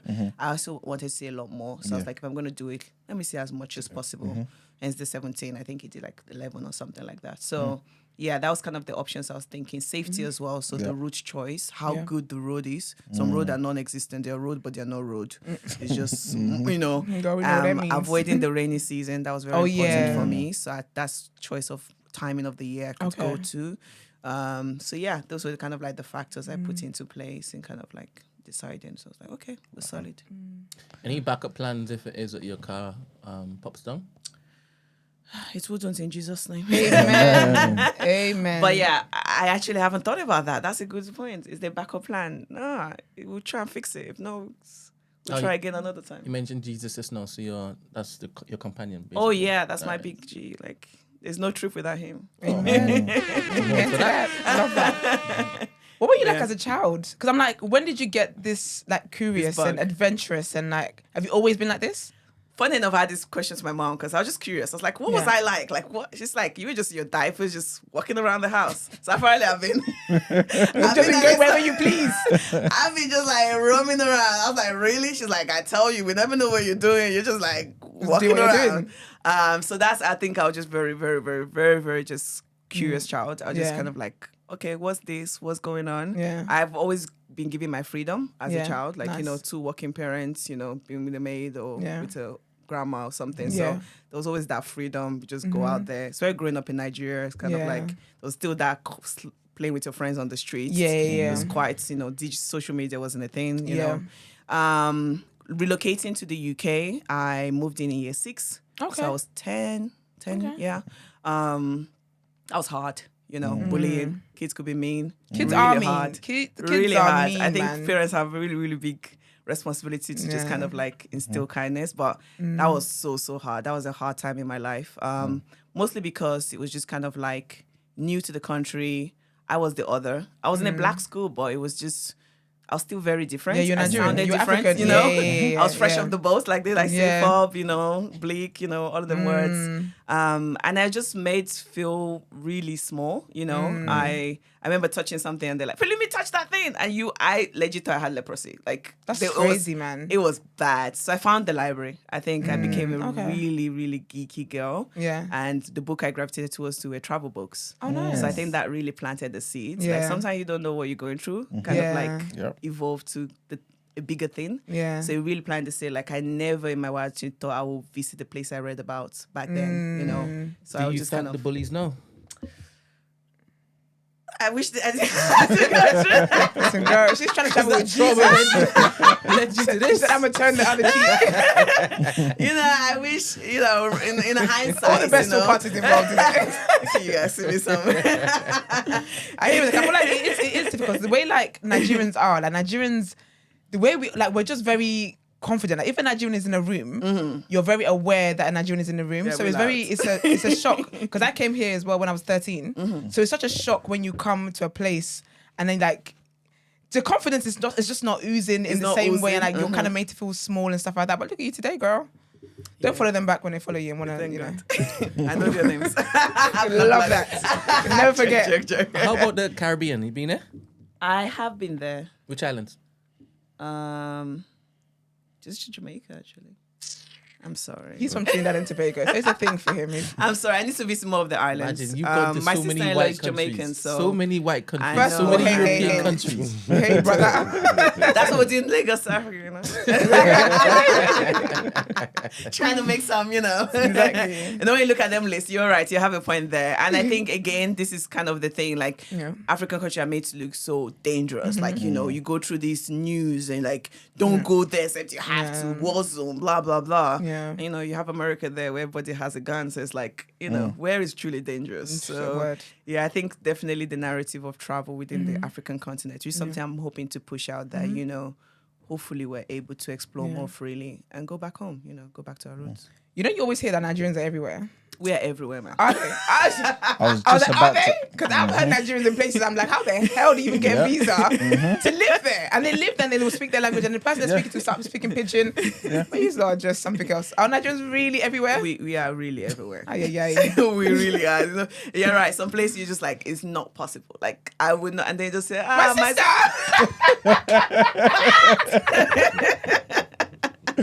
Bags, like my sister, my head just done the 360, like where did you come from? Yep. And it's like, I've been here, la la la, and it's always a good chat. So it's a good chat. But yeah, we are everywhere, man. Where in Nigeria are you from? Lagos. I was born in Lagos, Nigeria. Okay, cool. I'm a Lagosian. So roots wise, my folks are from Ijebu. Girl, we are twins, same. Oh yeah, Ijebode. Yeah, there we go. Yeah. I love that. Cousins? Potentially. Who knows? You never know. Who actually knows? Some genetic test. I remember when I did the gene test, I was like, I'm going to try and connect back to my root. Yeah. I was 99% Nigerian. Like,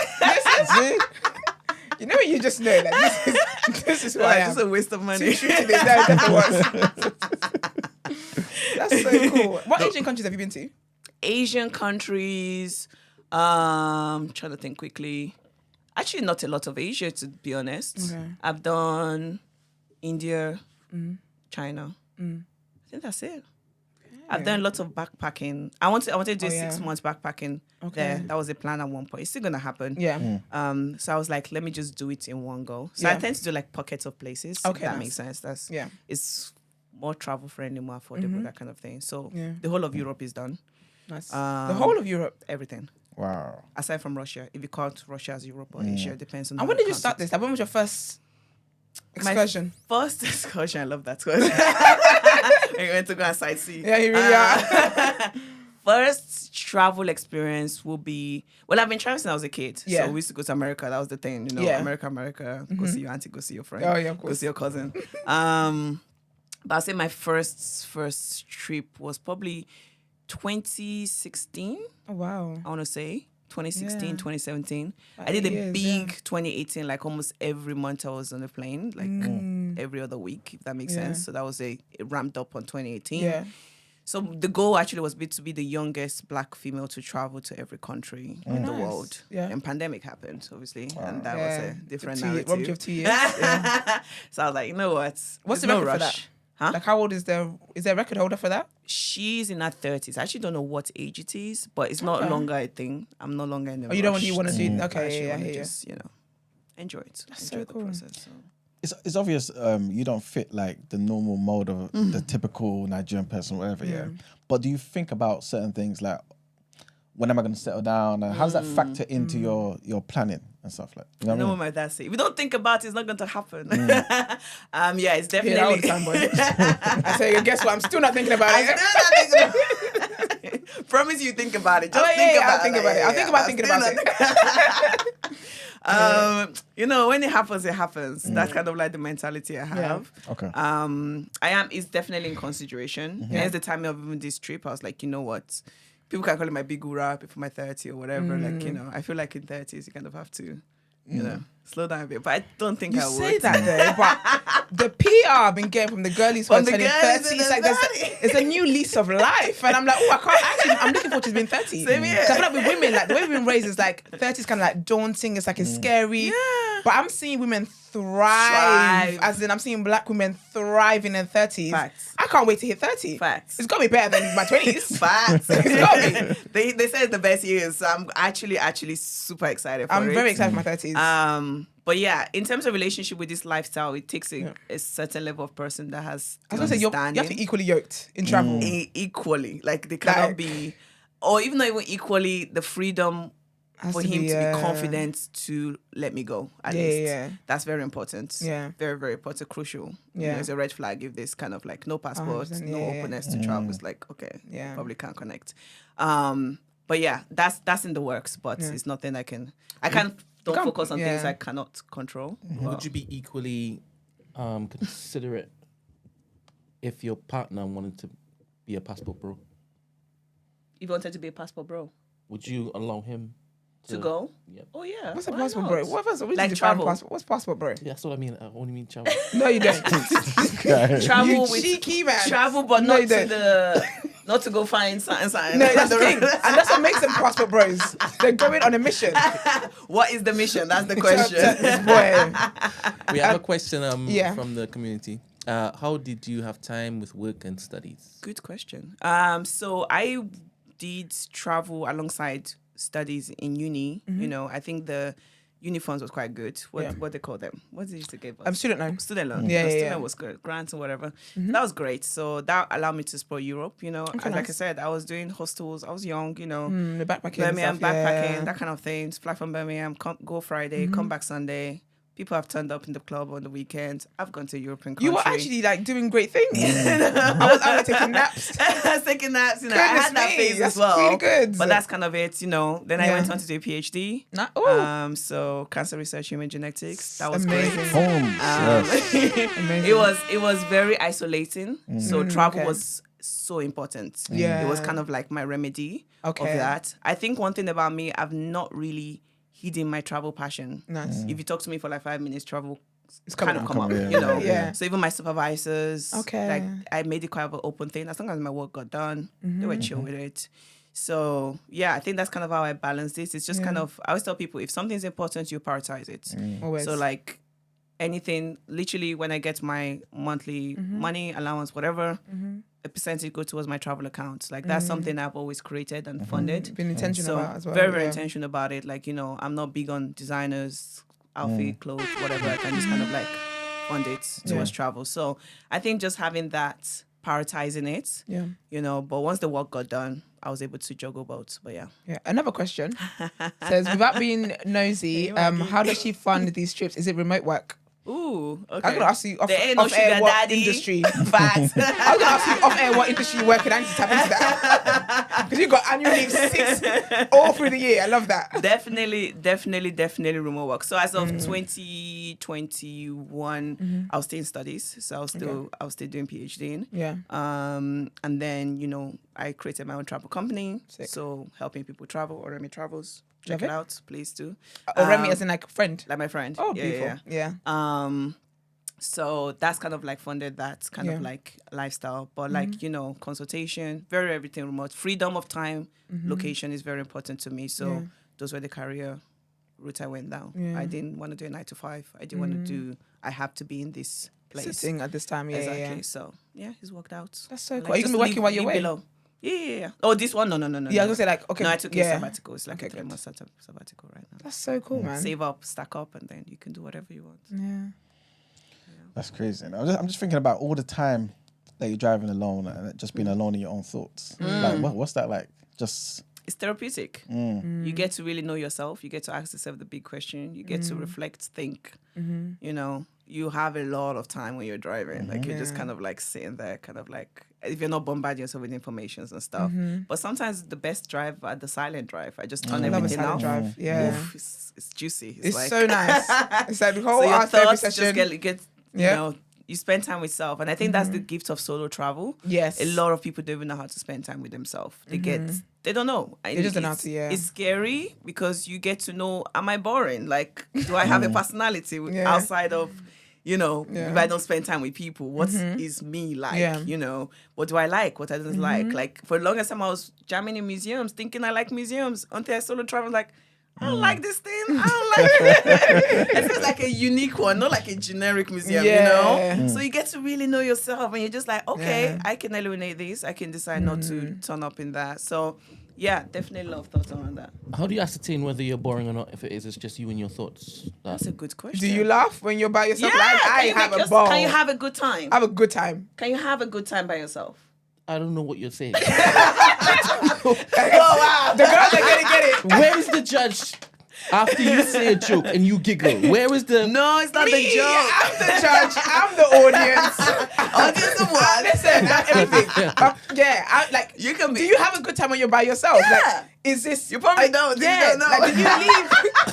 You know what? When you spend time with yourself, do you think I'm never doing this shit again, or am I looking forward to the next time I do this again? Yeah, that's it. That's how you know if you're interested or not. I'm translating this to mean when it is that you're traveling by yourself, you're meeting strangers and you have to basically have communications with all these people. And if it is that you're not engaging or charismatic, then you will quickly find out that you're piss poor and boring. Is that what you're talking about? Because it can't be just you and your lonesome. Nah, you can be... You have the point there. If you're able to engage with other people. Yeah. But... even if you are not engaging, if you're not talking to someone else, can you go on a coffee date? Can you romanticize your life? Can you enjoy your own essence? Like, Oh, wait. You're trying to jealous me. I don't know what you're talking about. What are you talking about? Go solo Please, travel. point Go it solo to me. travel. Have you solo traveled before? If you haven't, But then it you will makes know. sense. That's the thing. It makes sense because as much as I like traveling people, like I really, really look forward to my time. And I think it's more about like what also makes you you. Like when you're by yourself and it's just you don't have anyone else to talk to, just you and your thoughts and whatever. That's how you start to figure out how much substance you have as a person. So I guess that's where you can figure out whether you're boring or whether you're actually great to be around. Do you like being around you? Because some people don't. There's no way. I don't know how you're not getting this. Have you solo traveled? No, I haven't. When you do it, you will know. You will know. You just said it's about spending time with yourself. I can sit right here and nobody could be around me. I'm not traveling anywhere. No, but you're working. How am I supposed to You're ascertain working. whether Your I'm mind boring is or not. No, that's what you're Suppose engaged. I do this. No, you're having a nap. That's You can different. either say if you're bored or literally- not, as if you're bored, innit? What? You can entertain if you're. You can ascertain Is if that you're where you bored need or to not, go if hit you're up your bored. friend Yeah. that's like, oh, do you want to hang? could be sitting That's there all by boring. yourself. So he's trying to help you, right? But so let me just hear his voice. Go on. No, I'm saying you could be sitting down. If you're sitting down all by your hair all day, you could ascertain if you're boring or not by how bored you are throughout the day. Because you can entertain yourself. I can ascertain how boring I am if it is I can't entertain myself. If you're bored. Yeah. If I feel bored when I'm on my own, then I'm boring. Potentially. You're boring adjacent. You're, If you can't entertain Dabbling. yourself, I don't know if if you that's can't accurate. entertain yourself, how are you going to entertain anybody else? I don't know if that's accurate because there are a lot of people who they're social creatures because they don't like being by themselves, right? Yeah. And they're not boring. They're charismatic, right? but that's the So thing. I don't understand that part. No, because they're not boring when they're with other people. But again, you got to remember, like I'm an introvert. But when I'm with people, you would never be able to guess that I would actually rather be by myself right now. So I don't think that's not the metric, because just because you're not boring around other people being doesn't with mean you're people- not boring as a person or Being by yourself. sociable or being extrovert doesn't necessarily mean you're not boring. Like being like Yeah. just because you like to be around people It could be an act. doesn't mean you're not boring. Like you're just around people. What are you bringing to the table? Like what do you do? Yeah. You're just sucking up all the ambience. Like just because you like to be around people doesn't mean you're not boring. damn I You, don't sir? think I don't think I said just because you like to be around people. You can quicker find out if it is that you're the life of the party, the fire starter, by being around people. Yeah, but- so you can still be on your own, that same person who is charismatic in that particular group, Yeah. and not like the fact that you're on your own. So you go look for company. Yeah, but then you could be someone who's charismatic in groups and whatnot. Yeah. But you could still be a boring person. Because again, it's about, a lot of people present themselves a certain way. You present when you're around people and whatever. But when you're by yourself, are you There's nobody to bored? pick for. Do you know what I mean? Like, do you feel like I don't want to be by myself because there isn't much going on? That's why I feel like it's more about, it makes you question, it makes you just realize your substance. And I think substance is kind of ties to whether you are a boring person or We not. might be talking about two different things here, because I could understand you saying, "Do you enjoy your own company?" Okay. Do you feel bored when it is that you are on your own, or do you feel lonely when it is that you're on your own? I can Okay. understand that particular Yeah. thing, because there are people who can enjoy their own company, but they don't like to socialize, Yeah. right? Yeah. And would you class that person or classify that person as boring or not boring? They're not boring. I think the true measure of So it's being two different things to talk about then. Two different things. Yeah. In a way. no, but then you've just said what it was that we're saying In the initially in the first place. It was the first point, literally. As in, can you entertain yourself? Do you like your company? Do you, Entertain yeah, yourself. I understand that. I understand the concept. No, but that's what she said though. That's You what just she didn't said. understand it till now. You took it out. No, That's what what you I've been saying from the beginning. what you said was you will find out if you're a boring person, right? Yes. If it's in the context of just you being alone, I understand that. If you now factor in other people, it takes on a different but this meaning. this conversation is about solo traveling. So By yes, yourself. it's all about you being What- yourself. You're hear saying you. that you can't find out if you're a boring person if you're by yourself. That's what you. That's Is how that it what started. you're, That's what that's you what you're said. saying? That's what you said. That's how it started. The concept baffles me because in my head, how would you know? You're the only person to judge whether it is you're boring or not. You're the only judge and jury. Yeah, so you can probably with So hindsight. you can look make at- up whatever delusion you want. And the fact that you would say, I'm not boring. You would tell somebody else, I'm not boring. But then when it is that you go in mixed company now, you're like, wait a minute, you said you weren't boring. That's by your measure. Yeah, but we're measuring. I don't want to complicate. I've probably complicated You this have, entire man. You really conversation, have. right? I am so I confused. 100% may I be get at where you're fault here. coming from, though. That what is the metric of you judging your boringness? Like it could be a personal gauge. Yes. I get that, but I think we are very honest with ourselves. If we peel When you're back, by yourself, when you you're by are. yourself, you become super honest. Except Yeah. you're on the spectrum of Like literally you must be delusional to yourself. Delulu that the psychologists But haven't discovered yet. most people, they can lie to everybody, but you can't lie to you. Yourself, Like, yeah. It's like, this is fact, this is me, you know? So except you're in the spectrum of delusional, if you're a sane, normal person, Yeah. you should be able to have an honest conversation about You will. the range of Yeah. your boringness. You'd know what you're like, whether You you're know. a conservative person, whether you're a wild person, whether you'll take risks, whether you go and explore and do things. Obviously, you're solo traveling, so you're already exploring, but you might see something and be like, like just something new, and then tell yourself, no, actually, no, I'm not going to do that. Or like, for whatever reason, in reserve, you don't end up doing nothing because you're just comfortable sitting there chilling with your own thoughts. And you can have the realization, but actually, I I'm pretty boring. Yeah. You know what I'm trying to say? And Like, you I'm a can pretty surprise boring yourself character. as well. And this is the stages of getting to know yourself. Like with Yeah. this trip, I was like, okay, to promote it and stuff like that, maybe I stand in central London and hold the placard, not that brown card. Oh, thingy. yeah. And I was like, oh, that's scary. a lot. You know, that's Yeah. a lot. So that's me getting to know myself. I Yeah. won't say I'm adventurous. I can do this thing, but then but you there's don't wanna some do that, things yeah. I'm like, damn, I will still do it. I just need to ramp up. That's I understand because You know? you've now taken your understanding of where you are. As in, if you believe that you're adventurous, you only find out if you are when it is that you go to do something and you don't feel comfortable. Yeah, but that's it. And When that's you're what I was solo talking traveling, you're about. not just lying in bed. And that's what I'm talking about. When You're is it- stepping out of your I comfort hear zone. what you're saying. Like I fully understand what you're saying in that context. And that's why I apply it to the whole boring thing that you said. I feel you can only find out that you're boring only when it is that you take your perceived notions of what you've decided you are But into a mixed It doesn't have to be setting. mixed with other people. You could be doing boring. You can be doing stuff solo. I can enjoy my activity. own company. I don't see that as I am not boring. I don't equate that as the same thing. But that's just me. I now understand what you're saying. I don't want to basically derail this fantastic interview anymore. So how are we ending this? How we end is how we started.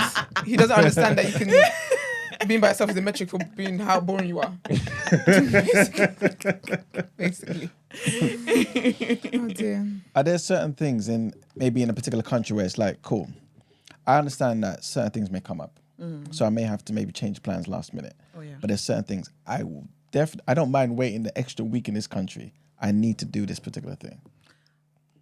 I unfortunately don't have the luxury of that, an extra week out of the plan. Okay. Mostly because I have an end date that this needs to end. Oh yes. It's my mom's 60th, so Oh, we nice. actually Okay. You cannot went miss for that. a cruise, so cannot miss it. Oh, nice. So that's also a driving force. Yeah.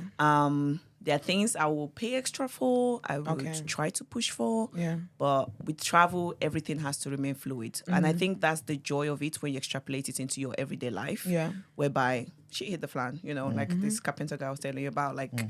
Oh, sorry, ma'am, can't do tomorrow. It has to be today. It's like, damn, I've got to move everything over that I had Yeah. planned. So the travel give you the gift of fluidity, of nothing phase you. Does that? Yeah, is that the nothing word? phasing you. Nothing Yeah, phasing you. yeah. Like it's just Yeah. like, okay, Yeah. you I kind can of do roll that. with the punches a lot. It's really a joy. Dope.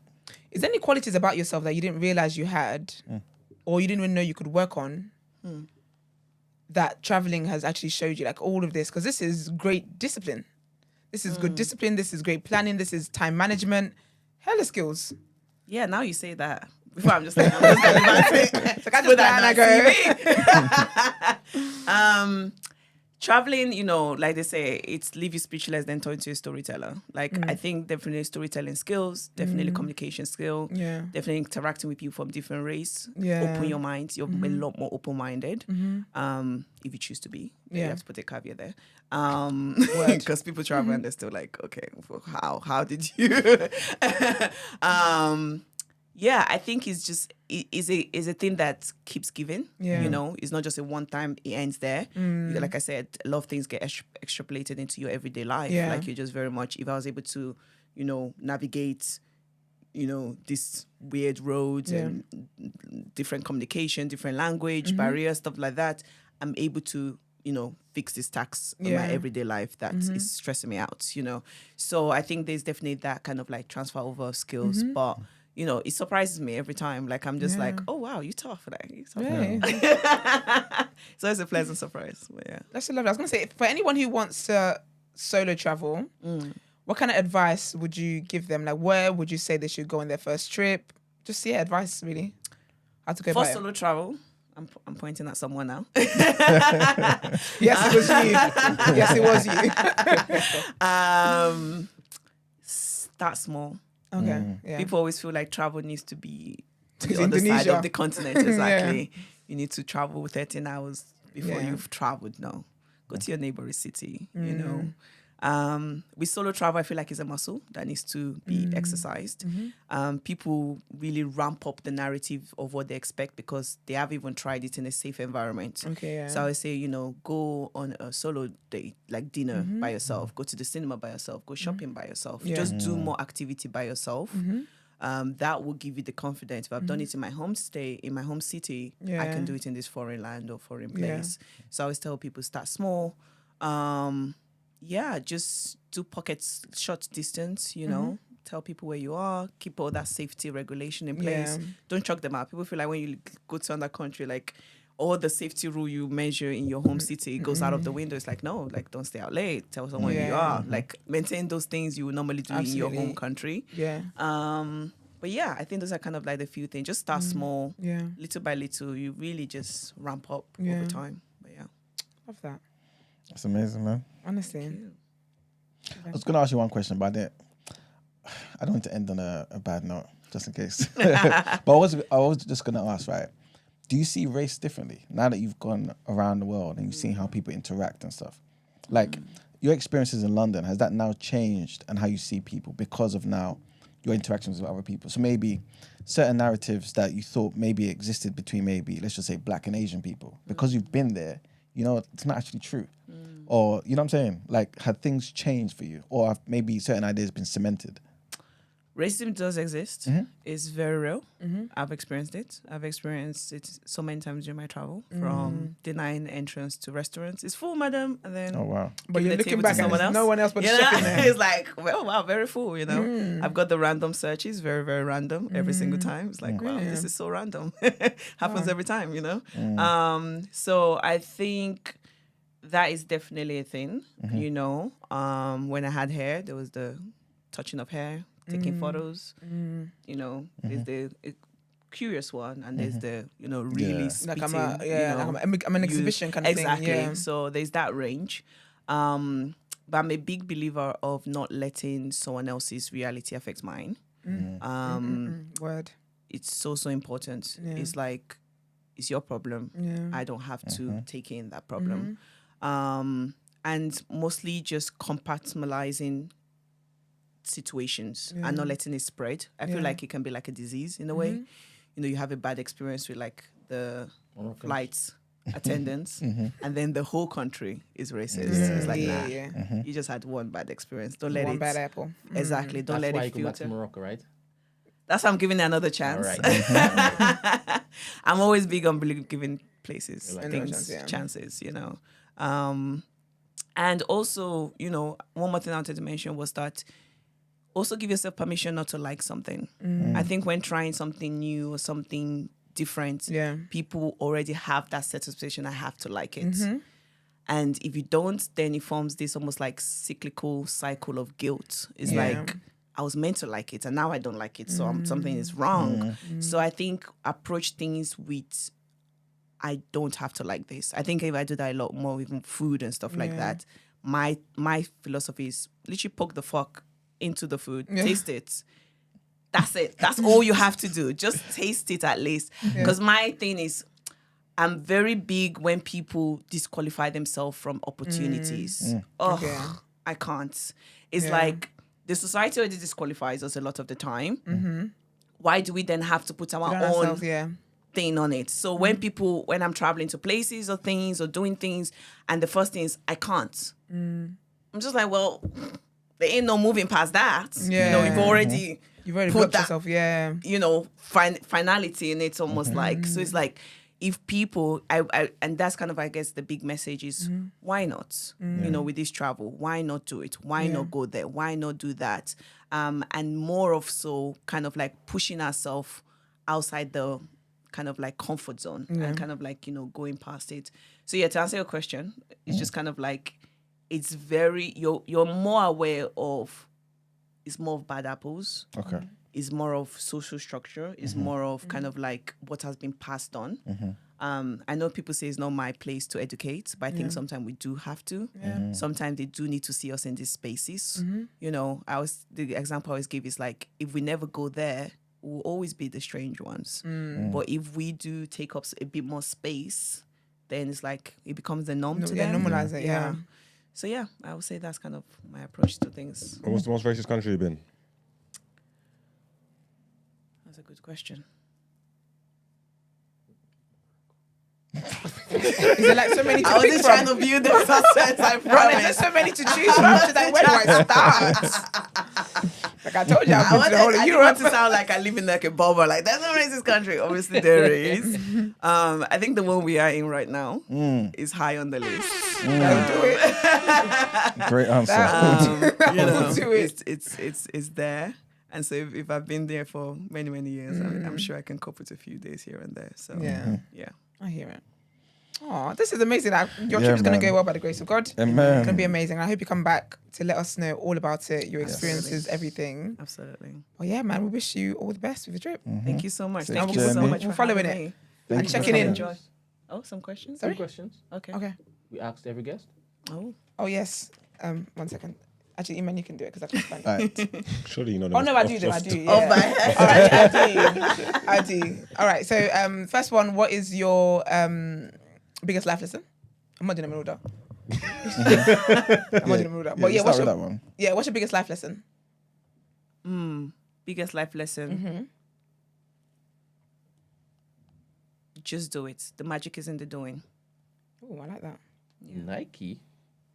And Exactly. then I'm trying to find a way to be able to get it without getting a suit. Like, I want to make it mine, but it's like, damn. okay, tell us something that nobody knows about you as well. Ooh. Oh, this is good. Oh, I need a minute. I'm like out there, so it's like I tell everybody all my stuff that nobody knows about me. Yeah. It could be a hobby, it could be an interest, it could be anything. It could be as deep or light as you want it to be.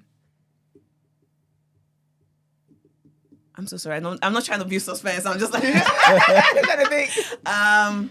favorite hobby is actually sleeping.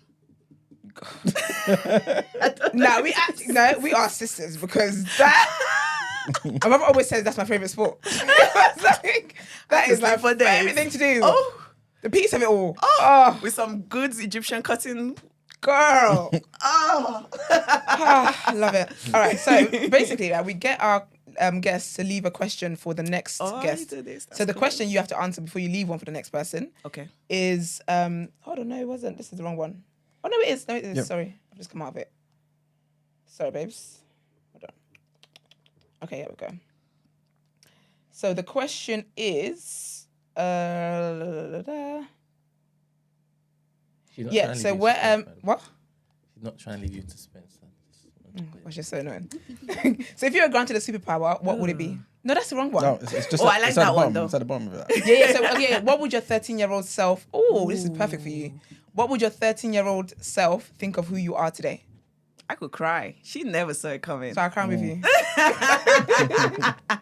She wouldn't believe it. It would be like a movie. It would be 13. Damn, that was a hard year. Lots of self-realization. I think if I could go back and just tell her, it would just be like, lean more into your weirdness, like own that, you know, and things will get better. Yeah. Girl, that's so sweet. But yeah, she That's never lovely. saw it coming. Oh, that's lovely. And then now you have to leave a question for the next guest. I like that superpower one, but let me do another. What would it be though, actually? Out of Yeah. curiosity. Oh, I want to read people's mind. To be fair, traveling. I Do need you want to to read know in their what language or do you're you want to read thinking. in English? Like a language I can understand, preferably, like a translated version. Oh, yeah, you your know? version. Exactly. So I feel like, yeah, just reading people. Like I feel like I'm good with, like, you know, micro body languages, and that's Yeah, that skill you very pick up when important. you travel. Yeah. Just like, you know, when things are piping up, you know how to cool It's things about to down. change, yeah. It's about to hit. You know, time to jump out of here. Girl. So you kind of read those moments, but if Yeah. I can actually kind of like, oh, this person's bullshitting me, or you know, this person is a friend or a foe, that would be super handy. I love that. I love that. And what's your question for the next person? My question for the next person is,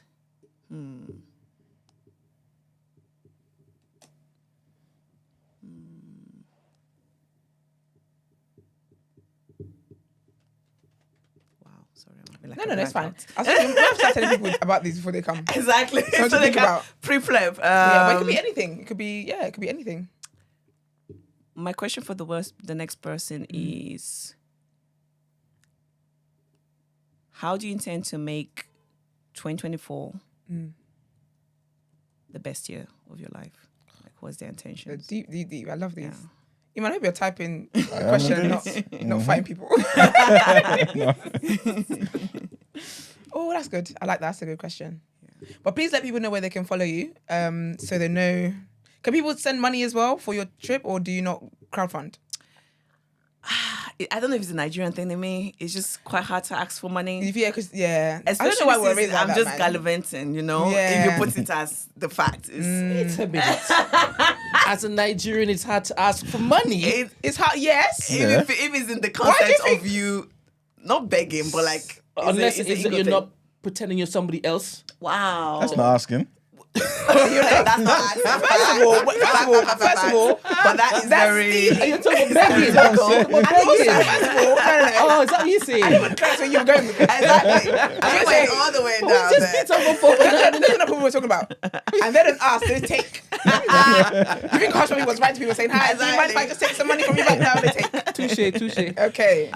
No, that's not even the reason. I just don't feel like people should pay for my, Escapades. yeah, You're exactly. traveling. Yeah, I hear you. But if I do see a charity that, I would like to support while on the travel, Yeah. that will go live. Okay. Because really I feel like, cool. there'll be something I want to. So I'm really drawn towards, women empowerment, education, and clean water. So it's being one of those categories because I feel everyone should have access to clean water. I feel when you empower women, you empower a whole community. And I think education is, important. It's brought me quite far. How much water do you pack on your initial trip? Let's just So mention I water, have I'm like thinking. a 20 liter. Okay. Just 20?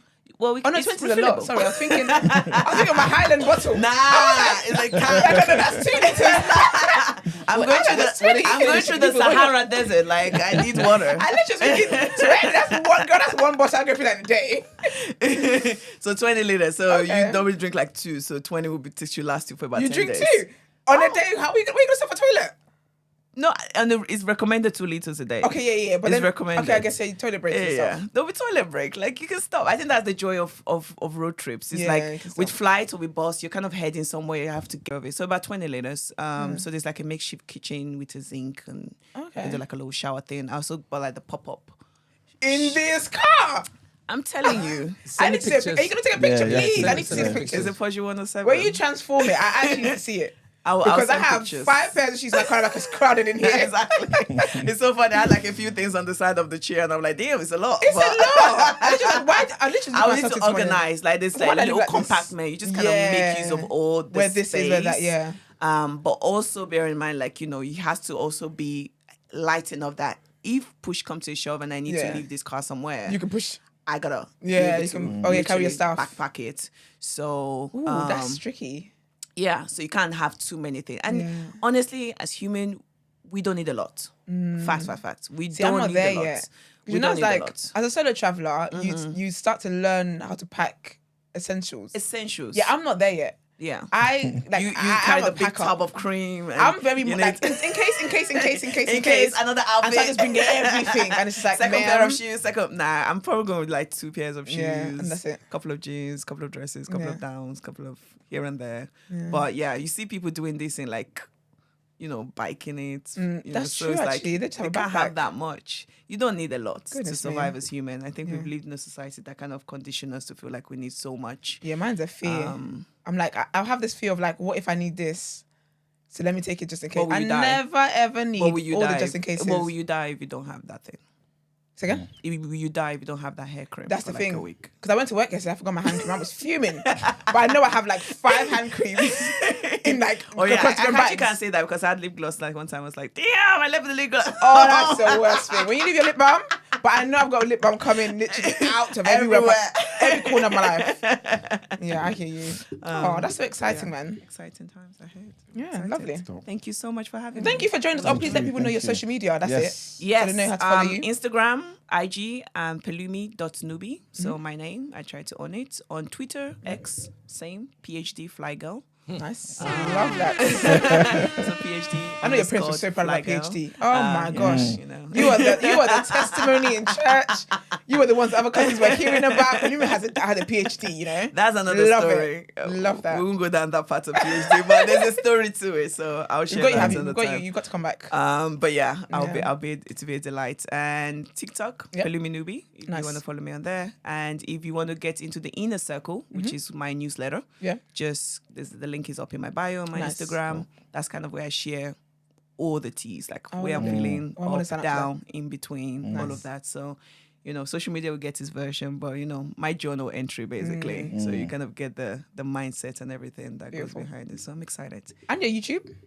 And YouTube, Pelumi Nubi. Nice. As well. Try and take everything. Beautiful. Yeah. Well, thank you so much for joining us. We really appreciate it. Thank you for having me. It's Thank a you joy. for Nice. All right, let's get some word on road. Let's do it.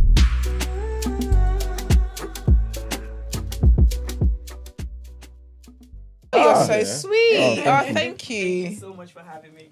Thank you, darling. Take care. Take care. Bye. Safe journey.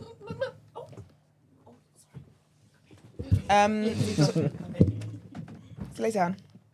What is this? Word on road? Yes. Oh, there's a lot of feelings I don't really care about. But anyways, so a while ago I told you about Jonas and his his ex-wife, Sophie Turner. She was in, what's that show you guys like?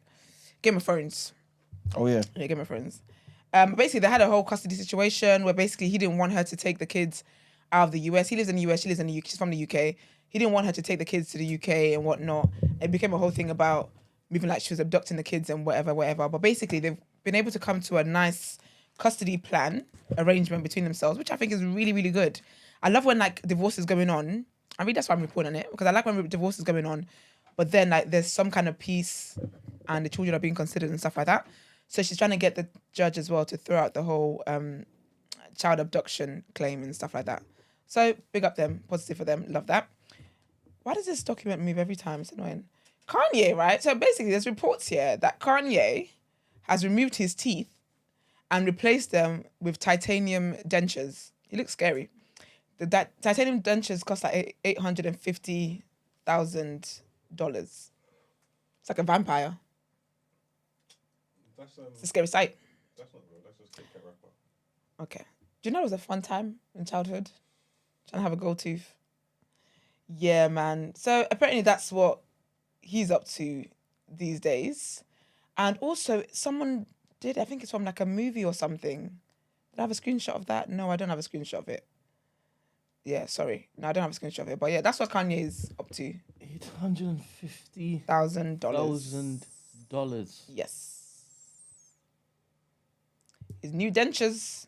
It's a lot of money, Margs, man. Apparently it's more expensive than diamonds. Not for Kanye. It's more expensive than diamonds, they're saying. Still relative. Yeah, that was light. That was light for Kanye. Is he still a billionaire? I think he is. I think he did what? 950 was like, I'm filing for bankruptcy, and then he opened his fridge and there was hella money in there. He's still a millionaire. He's not broke. So There was a time where he was going through things, but that man ain't broke. That man got money. He's Jaws, the guy from Jaws, he had the same teeth. he's Jaws worth character. tens of millions. So that's light. Yeah. I mean, Tens of millions. He needs to be more than that. yeah. He can't have tens of millions. He spent There you go.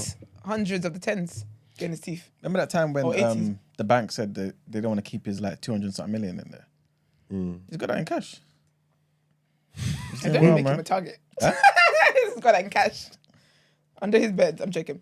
But yeah, so that's what Yeah, Kanye's he's up probably to. got all his money in his yard like Scrooge McDuck, innit? Oh, yeah. So yeah, that's happening. He's not foolish enough to do that. So appreciate him. Why don't you just leave it? You know I'm going to move again in a minute. Right, no, actually do your thing. We'll help him help you. Or help, yeah. He's not thinking about what I need to do after the fact, innit? Yes. If I can't stay in my position the whole time. All right, so, You're not talking anyway. okay, well, gotta do it. So basically, I was going to report on this, but I'll be honest. I'll be very honest with you guys. If I told you I knew what this was about, I'd be a damn liar. And one thing I don't do, I don't lie. That's just not worth racking sins up for. But I do know that Young Miami, yeah, I'd rather, if I'm going to sin, worth my while. My line on topic of the day or word on road. But anyways, Young Miami and Akademiks are going back and forth. She basically was cussing out some guy for doing something. I could not trace. I just don't care. I But saw anyways, it, but I couldn't follow the dots. I couldn't. But what I know is that basically, she at some guy called Armand Wiggins, right? I don't know what he did. I don't know. I think he's like an interview. He did something. So she at him and said, I saw you in person. You was on mute, remember? Right? So I don't know what he had said before. And then obviously he's seen her now. He's on mute. He then says, no, I don't remember that. I remember you being rude, acting as if you had a stick up your ass. Remember, I offered you a seat, right before you got put out of Yo Gotti's section, remember? And let's be clear, I'm the reason you and everyone came with, okay, whatever, don't care. It's about Beyonce's concert and whatnot. Okay, cool. Then she said, bitch, I never got put out of nobody's section. Me, Young Miami, B, lie again. I had a sponsor section for free. And when I got there, you was in my seat, blah, blah, blah, blah, blah, blah, blah, blah, blah, blah, blah. He replies, don't really care. But this is where Akademiks is such a, everyone insert whatever word you think works, right? But basically, he enters the chat. She's going back and forth with this guy. Akademiks enters now, quoting that guy, talking about, don't let her talk that money talk with you.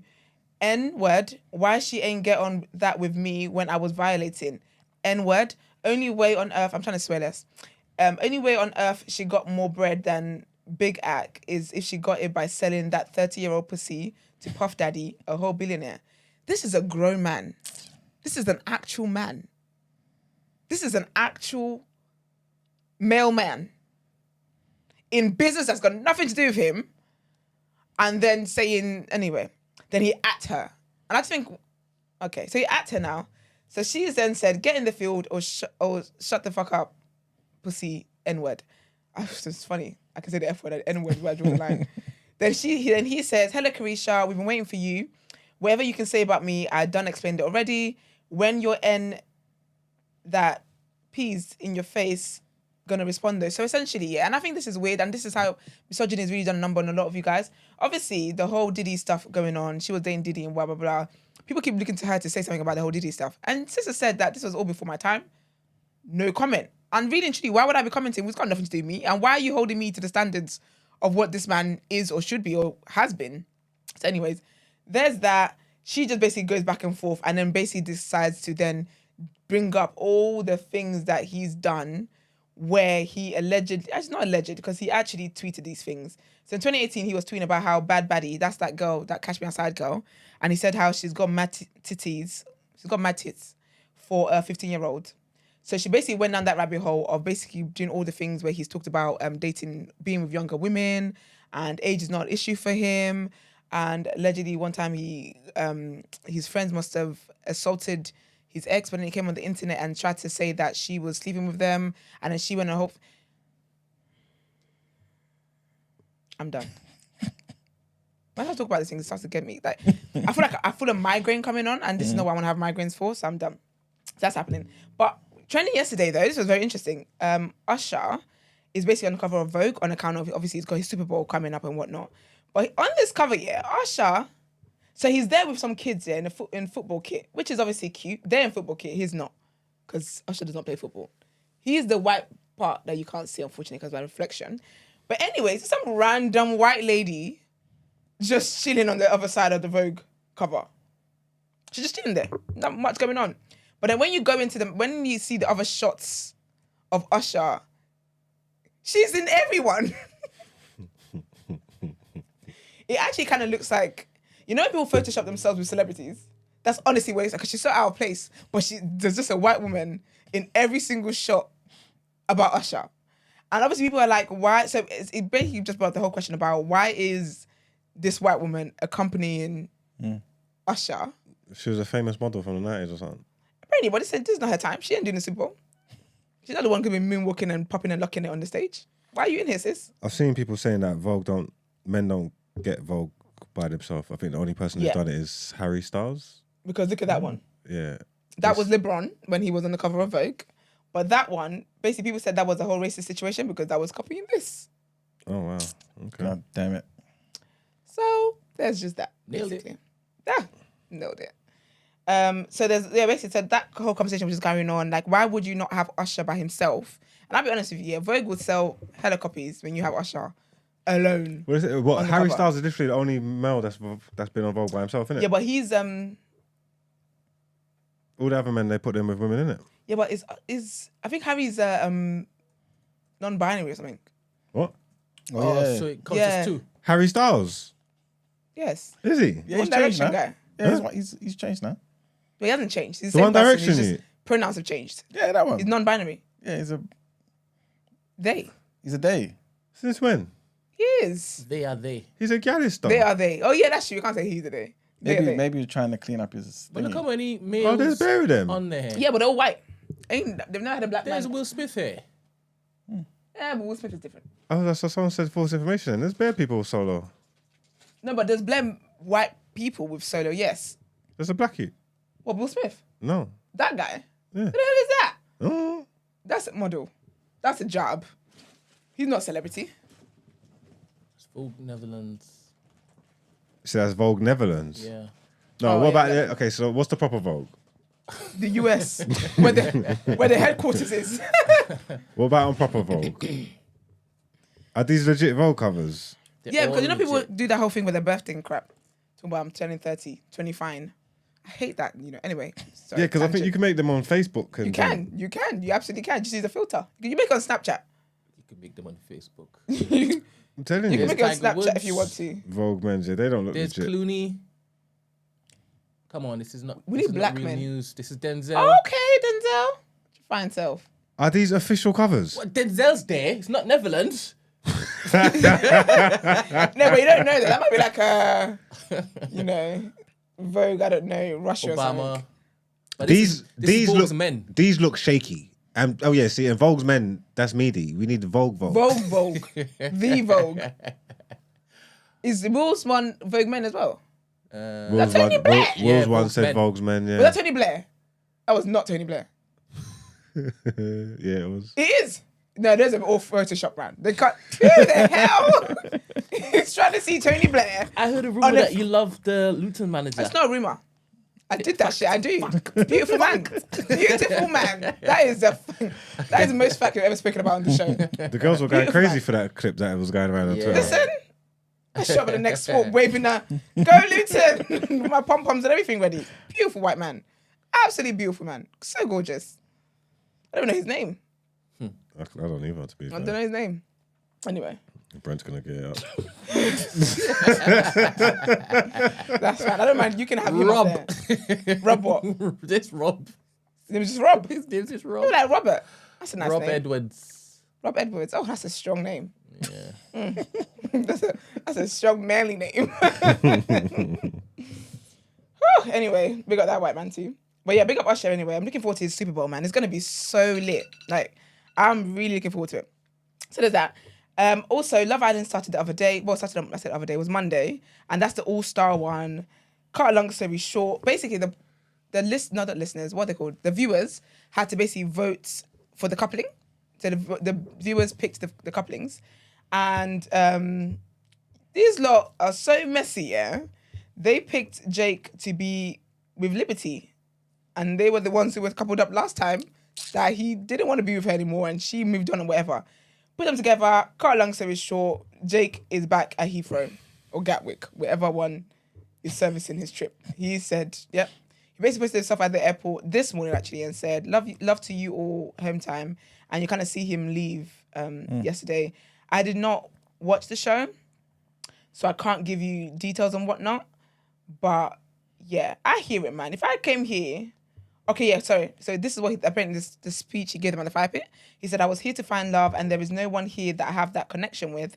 I just want to let you all know I am going tonight. And then people said, Georgia said, we support you and love you. Talk about that later. And then Jake said, I love you all. That means you've all got to have fun and find love. Just because I haven't doesn't mean you lot can't. People say stuff like that. I'm like, first of all, when did you ever think I took myself out of the race because you were down bad?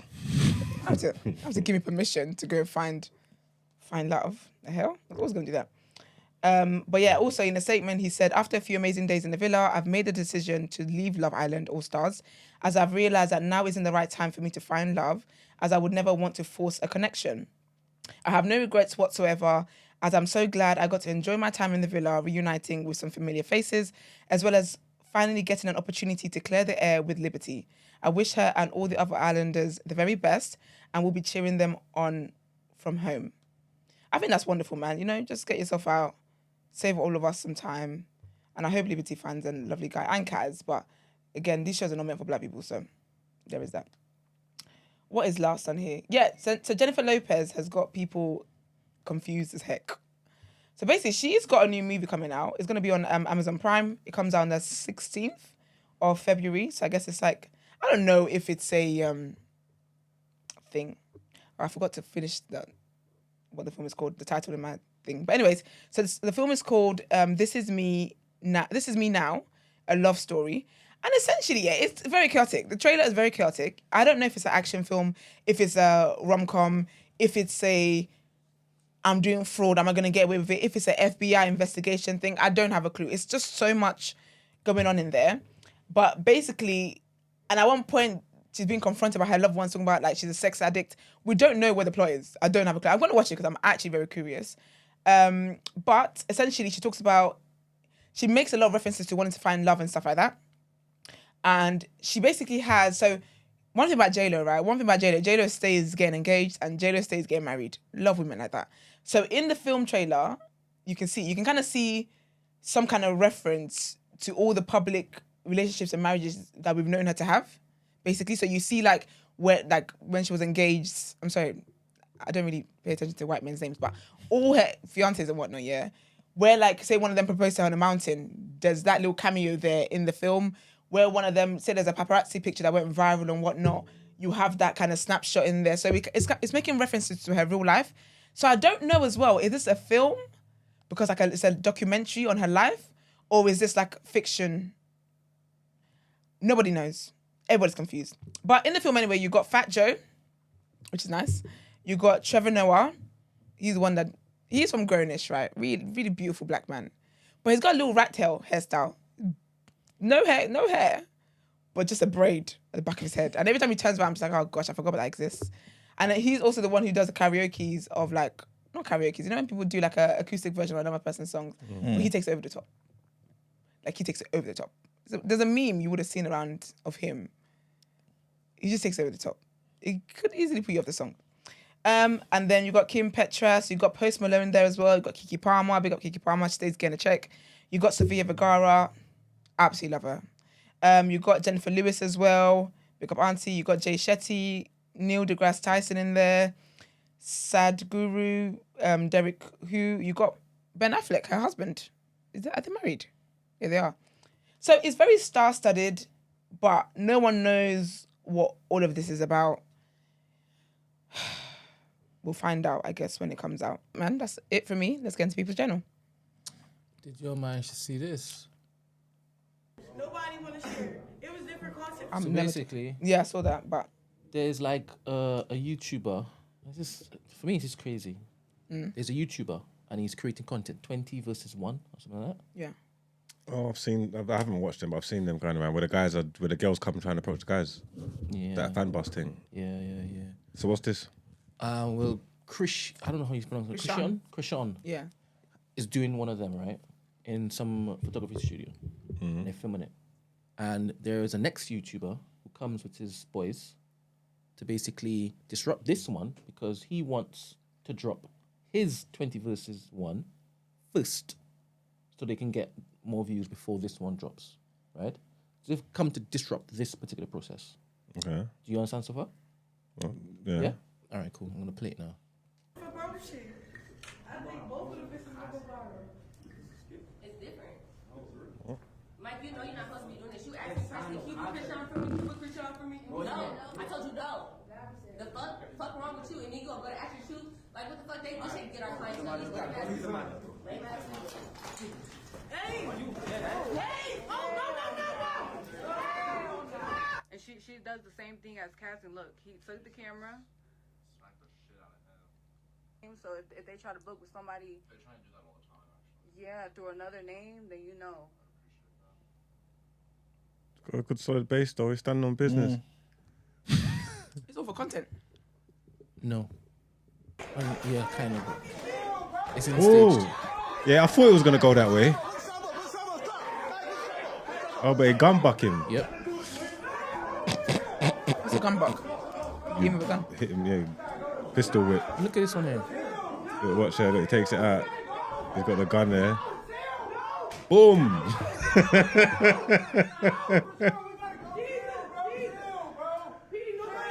At least he didn't shoot him.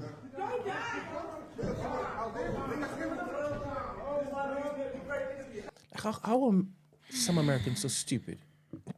Like, That's off the back of a YouTube Content. I don't understand. Everyone has to release stuff. and I don't. you've lost a scrap, and your brethren has now taken out a gun, and he's pistol whipped him.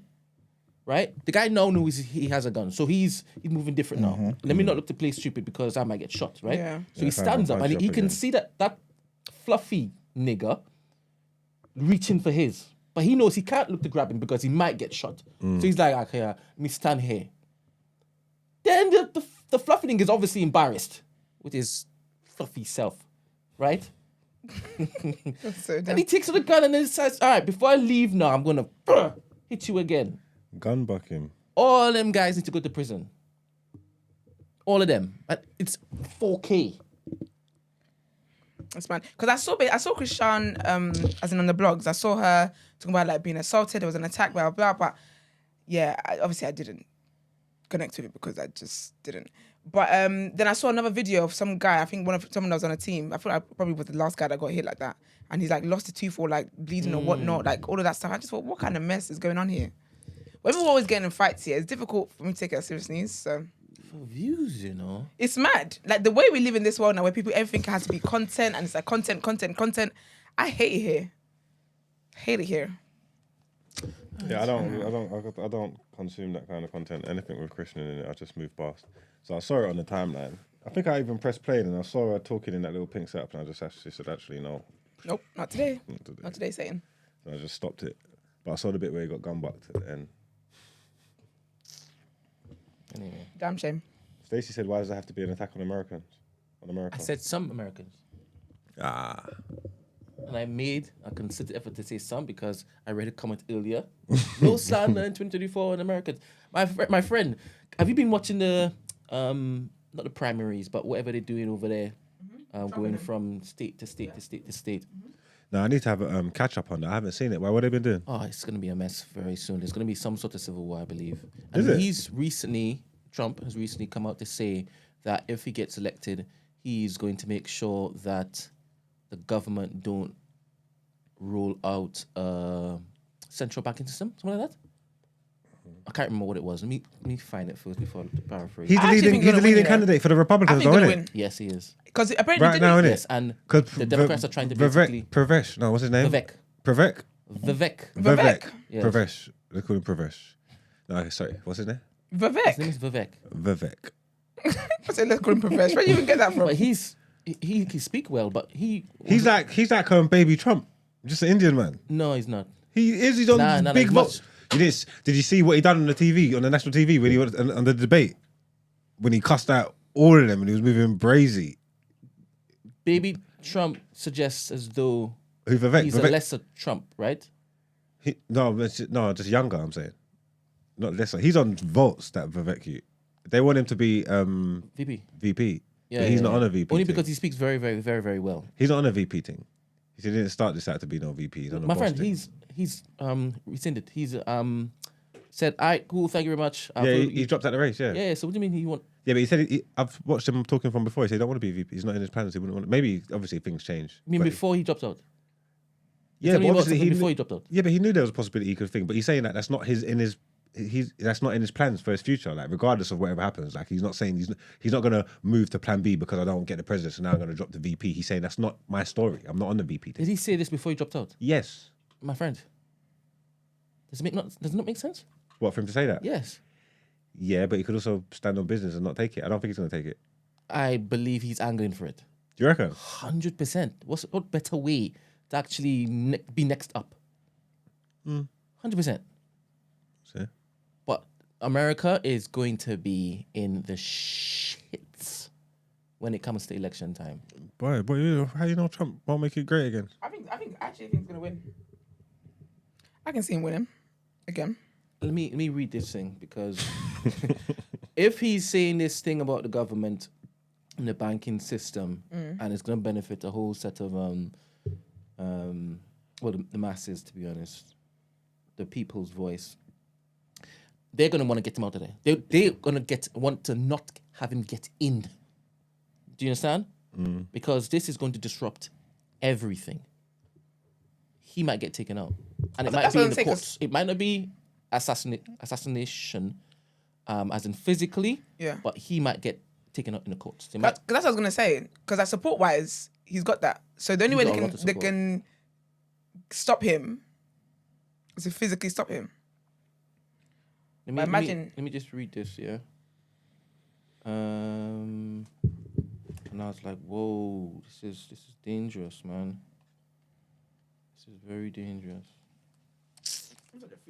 I reckon America would be better off with Trump as president. I'm not even bantering. Yeah, they're gonna take offense to that. They will. They could, but I reckon you don't even go there talking about you think they'll be better. I reckon they'll be better off.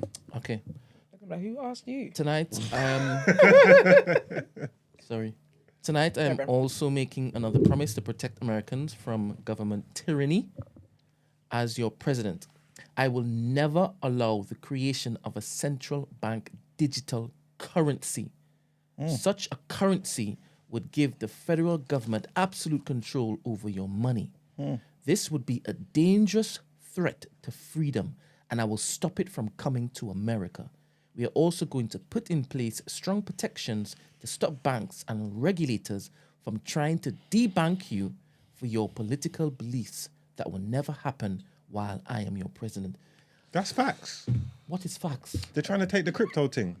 It's not just crypto, but... So I'm trying to say, he's trying to protect the people from the government coming and regulating this crypto thing. I think, let him land. I hear what you're saying. No, he's right. Let him land.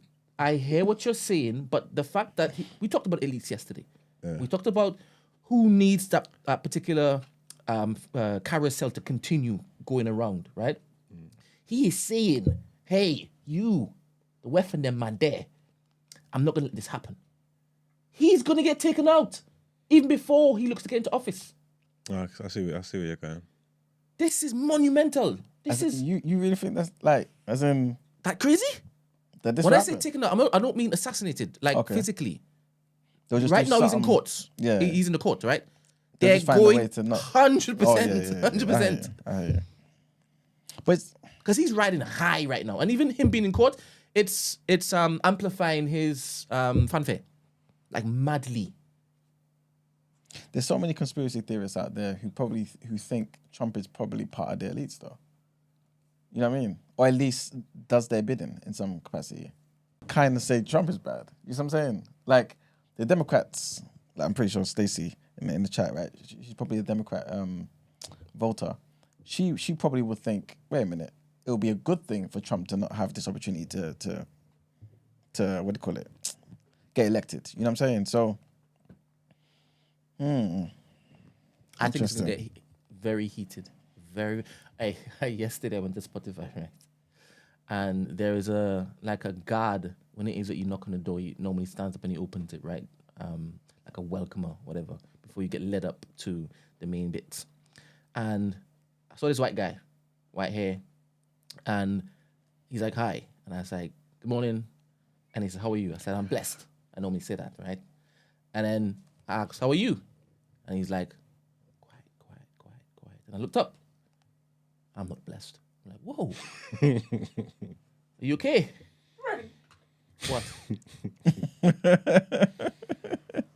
that funny how you tell the story? What happened? It's just when you said, he's like, I'm not blessed. That's and I didn't expect it, right? You're supposed to just continue the pleasantries, right? Keep moving. That's so funny. But when I looked up, it's like he wanted to now engage with me, right? Then he said... Did he offload? Then he said, "Oh, this world is so corrupt. But soon..." I'm going to choke. He said soon. I'm like, wait, what are you saying? What are you saying? Did he ask him soon what? He said, what are you saying? What you finna do? What you finna get into? No. This is who's Spotify got up in there. So I said, wait. I said, wait. I looked around to see if it is being practiced. So I said, what are you telling me? There should be no homeless people. This is what he's now saying. There should be no homeless people. The government, they're just looking down on all of us and they're spitting. But soon, all of this will change. Very soon. Yeah, why? I asked him, what are you saying? Do you know what's kidding me? I feel like there's something going on underground. I asked him, what are you saying? We're too busy in here. At any point, did he give you any information? An indication? He's like, I can't say too much. I'm like, My friend. Nah, I think there's something brewing underground. But we're too damn busy chatting shit in here. And then Audrey came in, right? And then I'm thinking, we're gonna continue talking. He said, stop talking. He don't trust Audrey. He don't trust Audrey. I'm still looking at him. I'm wondering, maybe because you haven't gauged whether it's safe to talk with Audrey being there. Yeah, so he's not sure Audrey's situation. He's like, not in front of mixed company. And then Toney came in, right? Man said, we're not alone. And then Toney didn't give the eye contact to the guy, but I never knew why. But then when it is we were led upstairs now, I said, obviously I turned around and said, yeah, if I don't see you on the way back, yeah, thanks for talking to me. And he's like, what's your name? I said, it's Brent. I said, all right, okay. He's gonna tell the people. And he did that. And he did that. I was like, whoa. He said, yeah. I said, whoa. I've got a Jamaican friend. I'm from Trinidad. Okay, thank you very much. But anyway, so I got upstairs now, and then Tony's like, oh, that man's there again. I was like, hey, wait, you've met him? What's He's tea? like, yeah, last time we came in, like, he was there talking to us about, all right, wow, you guys are really, really headlining this place. So what are you going to talk about on your podcast? Are you going to be sharing proper information to the people? And they're like, no, we're talking about Cat Williams. So I'm there thinking, like, obviously he's into some stuff, right? Conspiracy stuff, all that kind of stuff. Yeah, you know, deep state stuff. Yeah. Because he had that type of vibe. And he had this pensive look where, you know, he was just staring into nothingness whilst it is that he talked. And he would do that when it is that he was like, yeah, I'm thinking, oh, he's like a cell or something.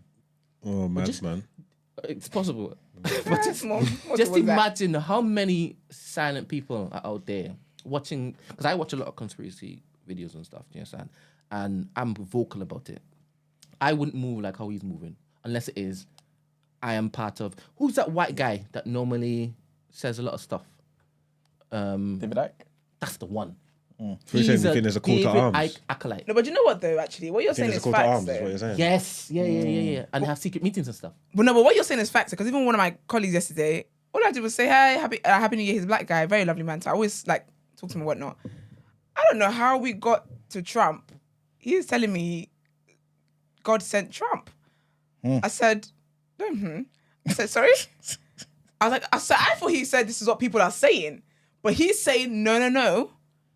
God sent Trump. Like he's now saying, they're saying it, but I believe that too, because God did send Trump on account of, he said God is like, no, Trump is God's chosen person and God has had enough. So God is sending Trump to essentially help mankind and whatnot. I said, that's wonderful. I've got to go. I've got a meeting. What are we doing here? So there's people like that. I feel like and he was like, oh, things are going to change soon. He's like, oh, everything's going to be different. It's the whole thing. You were on the empty seat.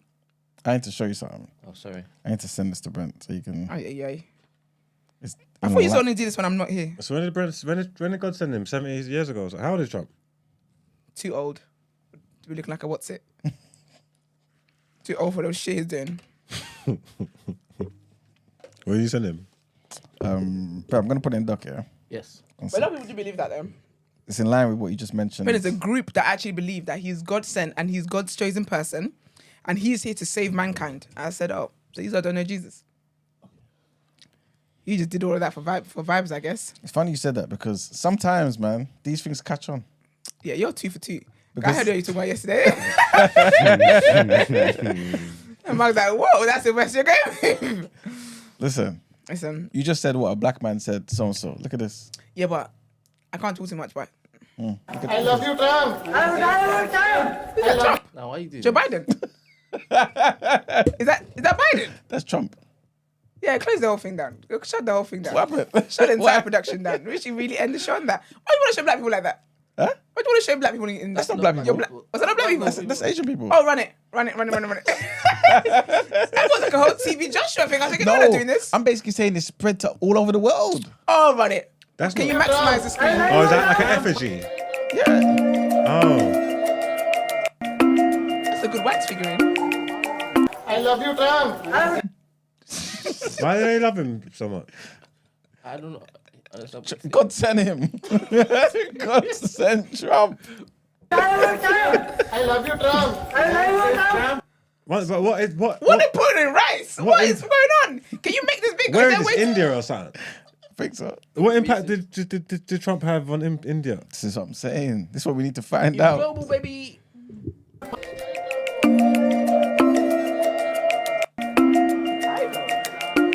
that wine? I love you, Trump. Feeding him. What's he doing? They're feeding him. What are they throwing at Trump? Libations and certain gods like certain things. Love you, Trump. No, Brent, you're a dickhead. You're an actual fool. Yeah, because like the women are like echoing it. Oh gosh.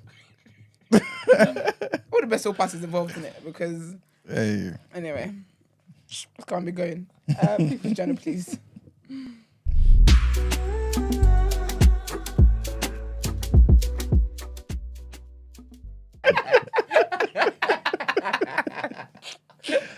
Yeah, Max never laughs when we do that.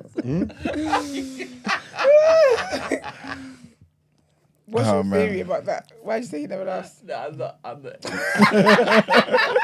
I never take part in racism. I know what you're talking about.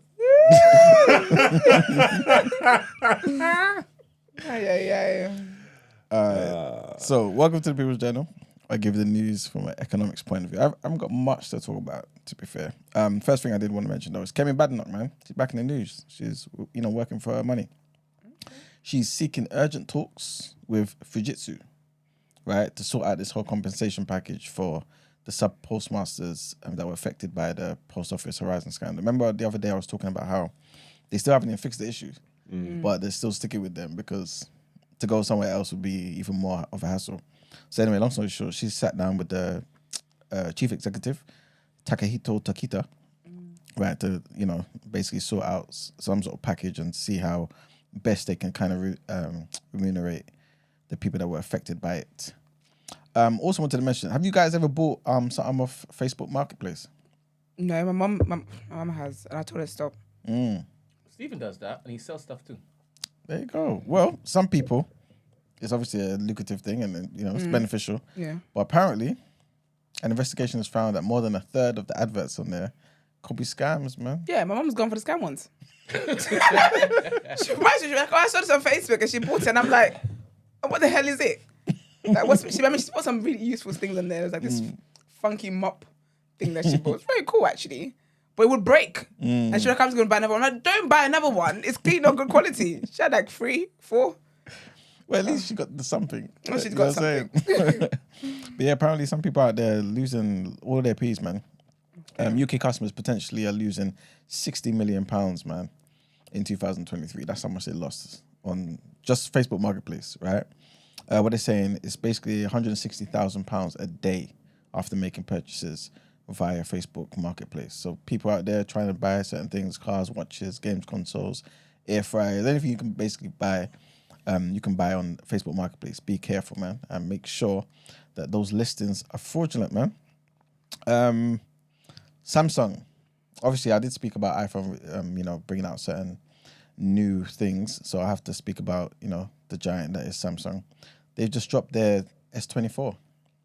So the new Galaxy 24 phones, the S24, the S24 Plus, the S24 Ultra are going to be going on sale in the UK January 31st. Right now you can get pre-orders. There's some decent deals out there.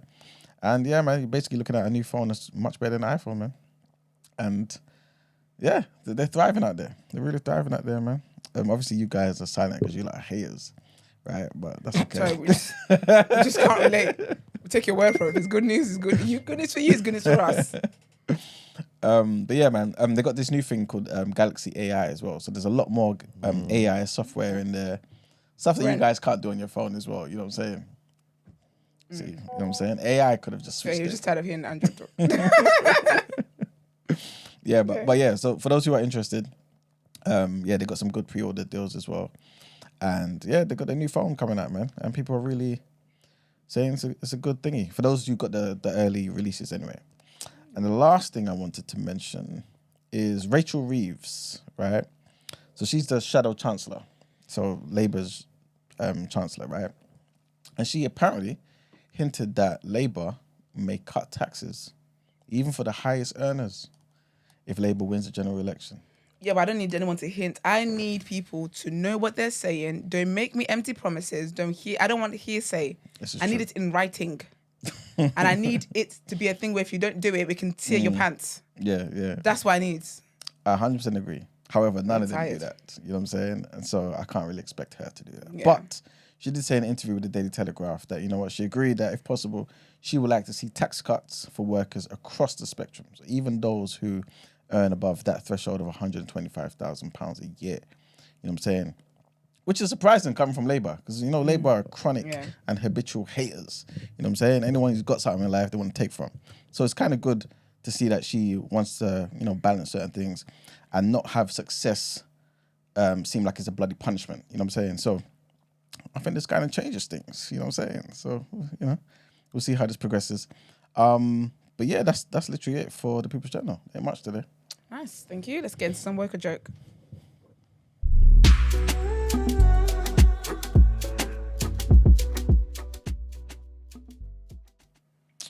All right, people. So woke or joke today, yeah. We haven't had a woke or joke for maybe a week or so. But I wanted to ask you guys, obviously. It's funny you say that, it's our second week.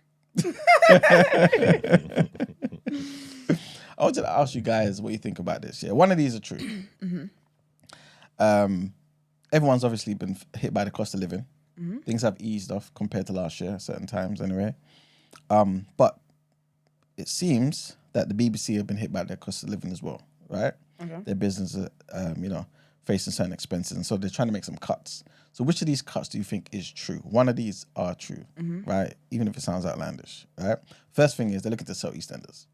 So, so EastEnders, the L Street Studios, where they actually film certain things, and they do other creative things in that particular space as well. Yeah, they're looking to sell it off. You know what I'm saying? Because they ain't got the money to keep funding the EastEnders. So we don't know exactly how that's going to manifest. Is this a case of them just selling the studio? Are they selling EastEnders itself? Will you see EastEnders on another channel? Not too sure, but EastEnders.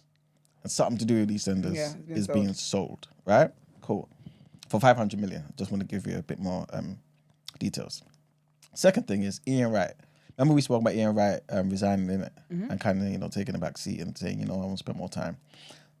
Comes out that really, it wasn't a thing of him being sacked, right? But it was kind of because of his pay and other people as well. There's many other people behind the camera and things of that nature, right?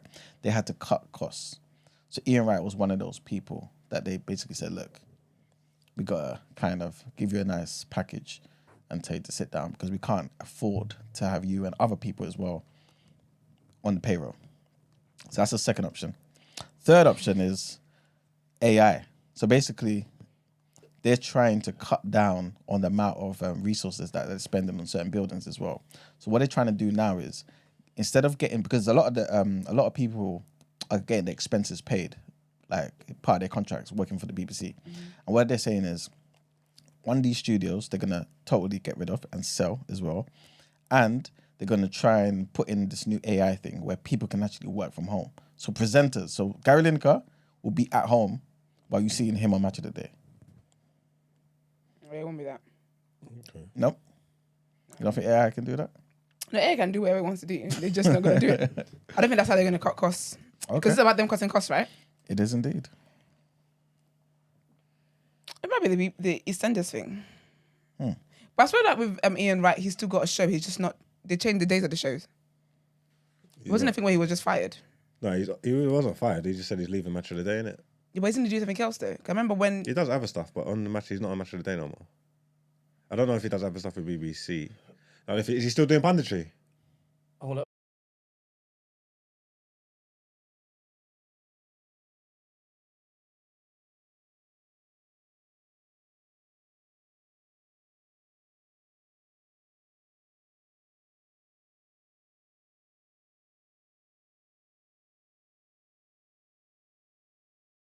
Right. I would have went with Ian Wright anyway. Yeah, I feel like selling EastEnders was silly because that's their biggest asset. That's what's keeping the network going. Yeah, if they sold EastEnders, then that's wild. No one might not even watch BBC One anymore. Yeah, I'll go with Ian Wright. What was the last one again? AI. AI. So they're trying to incorporate it so that it's one of those things where they may have to obviously pay extra now, but long term they will be saving I was going money. to say it's going to cost money. Yeah. No. Long term they will be saving money. I think it might be the Ian Wright. So they're saving money from Ian Wright not doing the show. Not just him, other people like him. But because he's a front-facing person, Yeah. they didn't want to look like we've let him go. It's him more so saying, you know what, my time with BBC, that sort of thing. Okay, yeah. I'll do that. You just try to fire me on here. I'll tell you I quit. Well, it was above me. I was above the show. Yeah, let's say Ian Wright.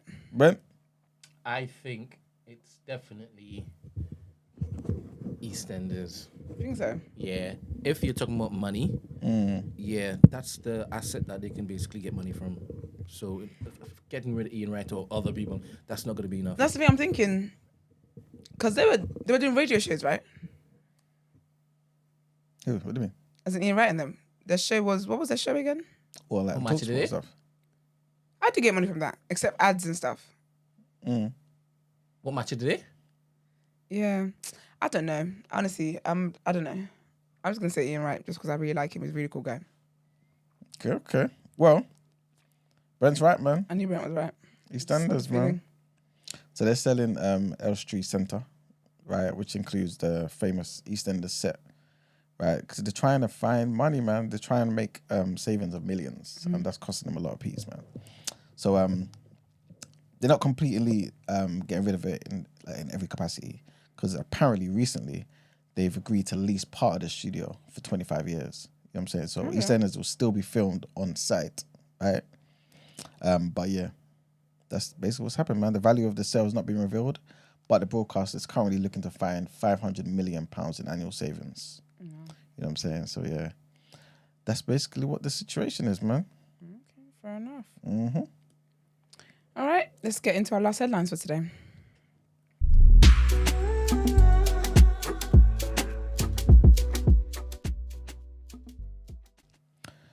All right, people. Last headline, trigger warning here, guys. This is just a bit of an update of what we reported on, I believe it was yesterday, in Nigeria, where residents in the southwestern state of Oyo, they heard a loud blast at about 7:45 p.m., which caused panic as many fled their homes. By Wednesday morning, security forces cordoned off the area, while medical personnel and ambulances were on standby as rescue efforts intensified. Preliminary investigations showed the blast was caused by explosives that were stored for use in illegal mining operations. Imagine. So this is what caused all of this nonsense, right? And this is what, by the way, the governor, Sheyi Makinde, was basically saying to reporters after he visited the site. Illegal mining in mineral-rich Nigeria is common and has been a major concern for authorities. However, it's mostly done in remote areas where arrests are difficult and where safety procedures are rarely followed. It was not immediately cleared who stored the explosives, and no arrest has been announced. But the governor said that the investigations are ongoing and all those found culpable for this will be brought to book. More than 77 injured were already discharged, the governor said, promising to cover the medical bills of others who were still admitted and to provide temporary accommodation for those whose houses were affected. Last headline, big trigger warning, this one as well. And the Kenyan court has ordered the cult leader, Paul Mackenzie, and 30 associates to undergo mental health evaluations before being charged with the murder of, again, trigger warning, 191 children. 191 children. This is what this animal was doing.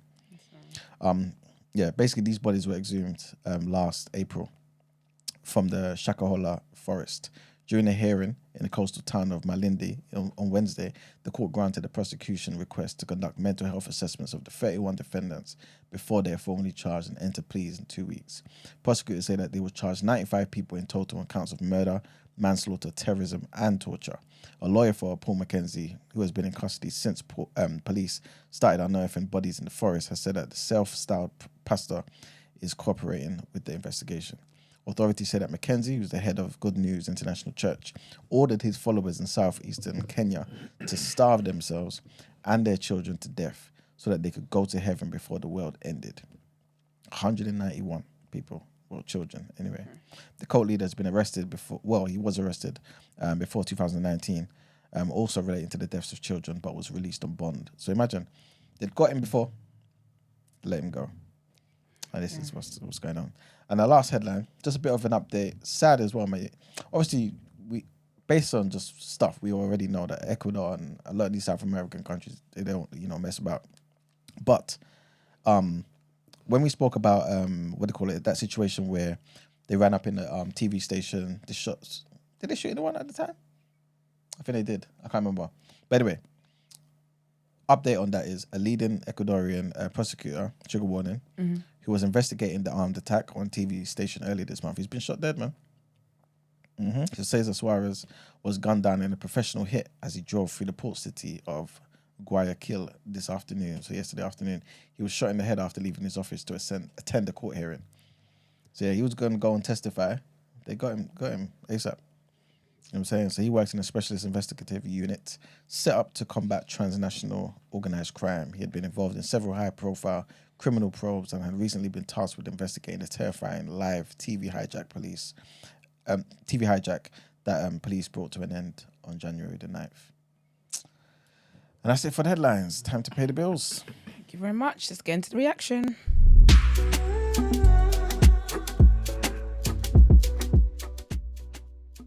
So we just get into it off the rip?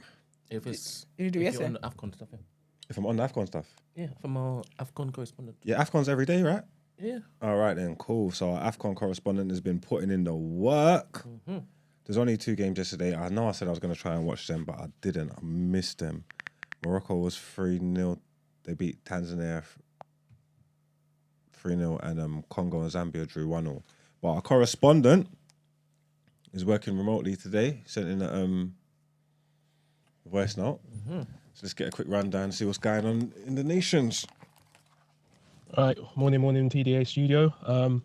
Again, just reporting on Afcon. So, yeah, yesterday was a standard game for Morocco. So Morocco versus Tanzania, which standard 3-0 win. I think one of the stories that's coming out is one of the players, apparently on record, is the first person of South Asian origin that's played in an Afcon game. So, yeah, there's a bit of history.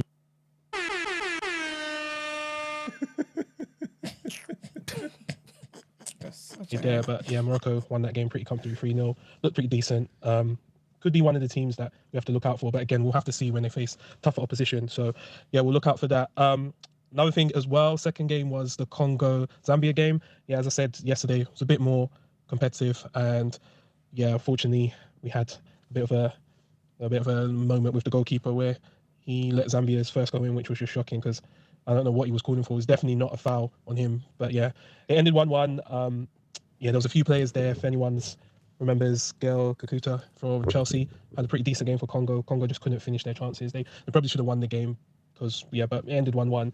But I think the main talking point today, and the main games today, because we're now on to the second games, we've got 2 massive games today. So 5 o'clock is Nigeria versus Ivory Coast, where, the hosts are going to try and put on a show against one of the stronger teams. But I'm hoping Nigeria will come and play well. And then 8 o'clock is Egypt versus Ghana. So, yeah, I think depending on how that goes, one of those 2 teams could be going out because both didn't have a great opening game. So we'll have to check and see if Ghana can put it back and, make people not get so upset. So 2 big games for the sub-Saharan African countries. And honestly, if you've got nothing you're doing today, I'd watch both of those games. We do have a 2 o'clock game, Equatorial Guinea and Guinea-Bissau, I think, are playing that too. So again, if nothing to do, you can watch that. But I would definitely recommend watching those 2 games. All right, sorry, this is a bit of a long one. Brent, if you want to speed through this, you can. All right, see you later, guys. Thank you. Don't apologise, man. That was sensational stuff, man. 100%. Yeah, man. Big up you, man. Earning your keep. See you tomorrow. Nah, you got He actually did sound like he wasn't reporting live. got- Like out there. I really like that. You got a future in this business. Yeah, big up to Joker, man. I'll tell you Good that vibes. right now. We've only got one headline to read, and it's about Ivan Toney. So it says the Brentford striker admits there is no right time to move as he makes his return to football. Ivan Toney has reiterated his desire to play for a top club competing for trophies, with the Brentford striker set to end his 8-month ban from football. Toney's last competitive match was in the 1-0 defeat at Liverpool on May the 6th, but he has been allowed to train with his teammates since September. He made his England debut during the European Championship qualifying win against Ukraine last March and has scored 32 goals in 64 Premier League appearances for Brentford. Toney, who was fined £50,000 and warned about his future conduct for 232 breaches of the FA's betting rules, has been linked with both Arsenal and Chelsea during the transfer window. If it's a shootout, who gets him? Arsenal or Chelsea? Honestly, he will go to Arsenal. Okay.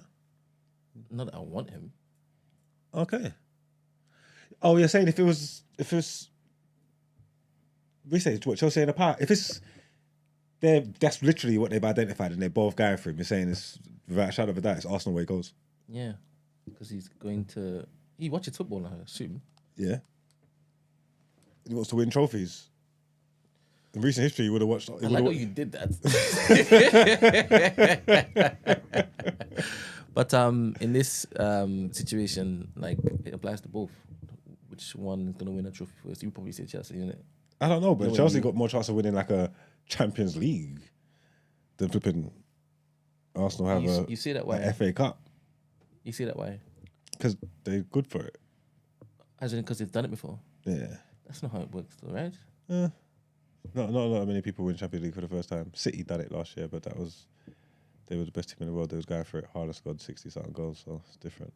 They won everything. They've done a quadruple, so that's an outlier. The exception never proves the rule. Do you get what I'm saying? Like you don't just win Champions League. You gotta get up to it, earn it. Because a lot of teams that have even won it one time and never done it again, like the Portos and whatever, it's not easy. You get me? It's not something you just fall into. So just because of like how you would assume, even like say we're like Liverpool's bad days in the league when they weren't necessarily nothing in the league, you just assume that they're always going to be decent in Europe. It's pedigree, it's football heritage. You know what I'm trying to say? Arsenal don't have that. As in doing good in Europe? Yes, we do. We don't just get to we don't go past a certain stage. But we've got pedigree. Fair enough. No, I mean, Chelsea's a fun prospect for a lot of people, especially London boys as well, and obviously West London, the King's Road, why did you say that? West End, the money. Then you got a lot of youth. Say the money, there. the money, the money. You got a lot of youth in there. You got Pochettino. It's The not a youth bad. don't It's stay. not a bad prospect. I'm not even trying to be funny. I'm just saying that. Because obviously I don't really know, innit? But if it was between Arsenal and Chelsea, I don't know if it's as open and closed as you're saying. I think it is. 100%. I don't even think it's close. Let me see what they're saying. You don't care about what the people are saying? I want to know what they're saying about in the chat, if whether they think Arsenal can do it. But then again, this is like an AFTV chat, innit? You think so? Yeah, it's pretty biased. It's Reeves heavy. is a Chelsea fan. I know he doesn't like admit it when it is that they lose and stuff, but No, Toney said he wants Arsenal. I don't know. He's been a bit quiet recently. It's mad that how like 2023, like just last year, like, because obviously only a couple of weeks in and all that, but User was like just so buoyant and just Arsenal fans? And the way it's just changed in a few weeks, it's just like the landscape just looks so different now. Like it's mad. Football, life comes at you fast, innit? Life comes at you fast, man. Don't you think the public discourse has a big part to play in this temperature that you're speaking to right now? Because I swear I don't understand. The past however many years under Wenger, right? They had the goal to run him out the club, right? And then afterwards, we saw what happened. We didn't recognize Arsenal at all, right? We didn't persist with Emery. And now we've gotten Arteta. Immediately, we've seen a difference in the culture of the club. We now start to believe in Arsenal again. We start enjoying watching Arsenal again. Collectively, you saw that. But why is there this innate entitlement that we should now be winning the Premier League? When Arsene Wenger was there, where you have this long tradition and culture that's, I would say saturated, but that this is saturated in a good way. I'm using it, right? Everybody knew our Wenger ball. Do you understand? And we would always say every year, it's just one or two. Just do it. And he never does it. The things that we need, he never does it, right? But then he's gone now. And you, Arsenal fans, just believe you should just win the league? Man City's still there. Bear in mind, they just got held. You think He's Divine cooking. right. It's their divine right. I innit? don't understand. And then they get so vexed that they want the person who has literally brought people back to loving Arsenal, put Arsenal back on the board in such a big way, like a massive way, where up and coming prospects want to come to Arsenal because, oh my goodness, it's wavy over there, right? They want him out because doesn't look like he's going to win the league today. What the hell? Do you know how crazy that is? And I think it's because of the public discourse. It must be. The madness that gets spun at quarters of a particular channel. It's crazy to me. And the thing is, they would never get somebody like me on, as a mainstay. Not that I want to. Yeah, I get what you're saying. That I can basically speak to the nonsense, point out the nonsense, when so much bollocks is being spouted and pushed out, and then everyone's going, yeah. I don't get it. Maybe it's because they have Man United fans that get onto them. Maybe it's because they have Liverpool fans who live in London that get onto them. Do you understand? I don't know what it is, but I feel it's mad. It's a poison that I can't put my finger on. It's crazy. And a lot of black men are pushing it. It's mad. Like, you don't need to do well this year. I don't even know what doing well looks like for you, but you need to do well. You're doing it now.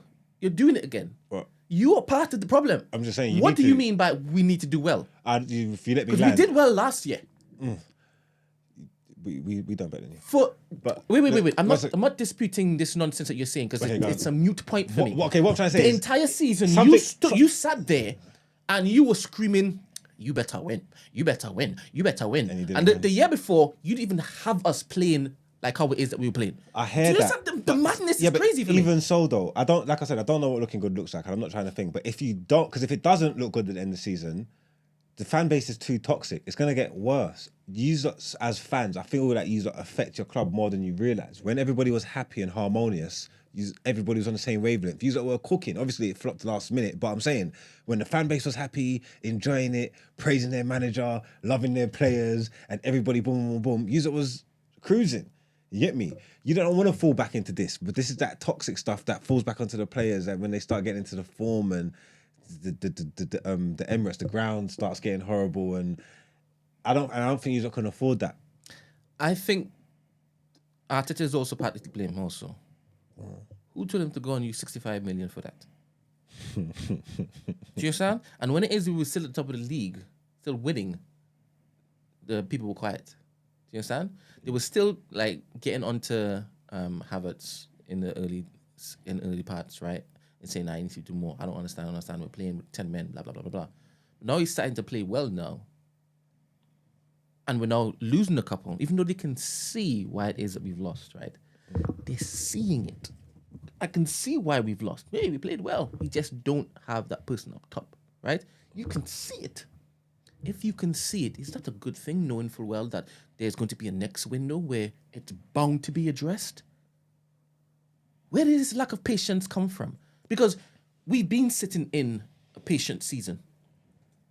Wenger, after Wenger. So you've known patience. Yeah, but they don't want it now. Why is it now a necessity? Is it so that they can turn to their Man United friend like you and shut you up? Maybe. For a few years. Maybe. If we win something, you would shut up for a few years. Is that what it is? Maybe. I just feel like they're as close as they've ever been, and then there's a window of opportunity. So the patience is out the window. Resting on your laurels is out your window. It's all frantic and exciting. So it's the belief that we can't replicate it. Forever. This would be...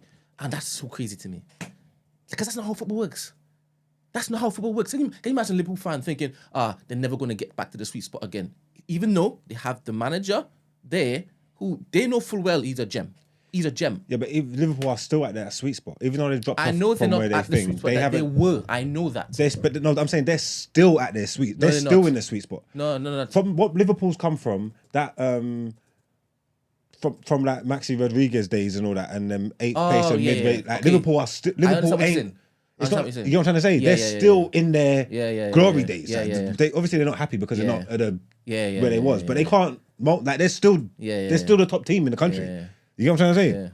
So it's a bit different, and they can't say they'll never get back to being meaty. Like, you know what I'm trying to say? And obviously it goes through seasons and cycles. It's like United. United are feeling it now. Obviously, depending on when you got into football, you would think we've never been here, but they have. Like, do you know what I'm trying to say? Like, they have. They've been down bad before for years. Then they got good, and then their reputation changed, didn't it? Like, do you know what I'm trying to say? So it's just all. You won't stay at this level forever if you don't capitalize on it, or won't win nothing or whatever. And what level are you talking about? Down. What level are you talking about? You are one of the top teams in the league at the minute. But we have been for the majority of the last 20 years.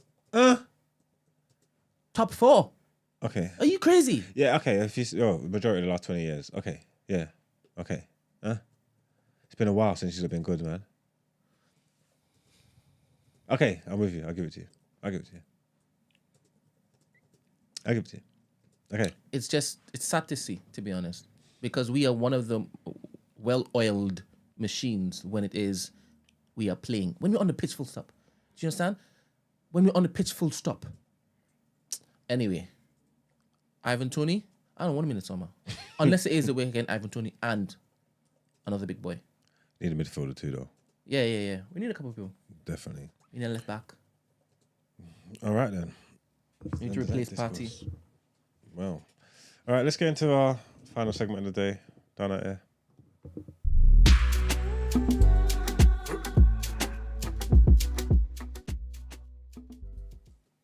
Okay, just a quick little Down Out Ere today.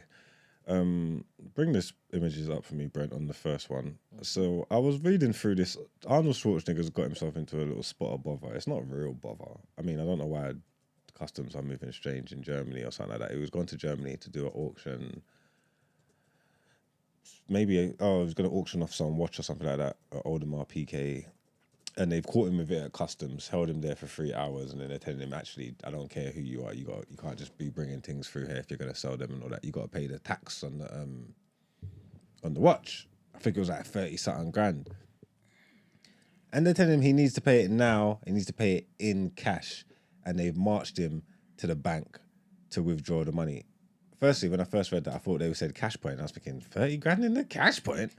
Like, who's who you banking with? Who's you banking with? You get me? And then I thought, oh no, they're going to march him into the bank. The bank should have 30 grand in there, innit? Yeah, so so he'll be all right. And then so I was going through the story and I was thinking, who do I give the Down Out Ere to? Like, what's really going on here? Does anybody really care about this? And I was scrolling through the pictures, Brent. Stop. And then I got hair.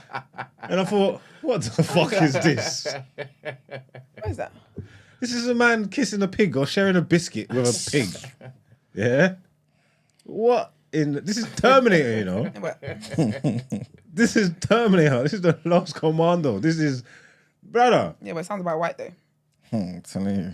This is the Running Man. Running to pigs. It's a big film as well. Tonsils, By the way, I don't know how old you are out there, but go back and watch Running Man. Top tier film, man. Cold. Man just running. It's like Forrest Gump with violence. You get me? But brother, why is he kissing the pig?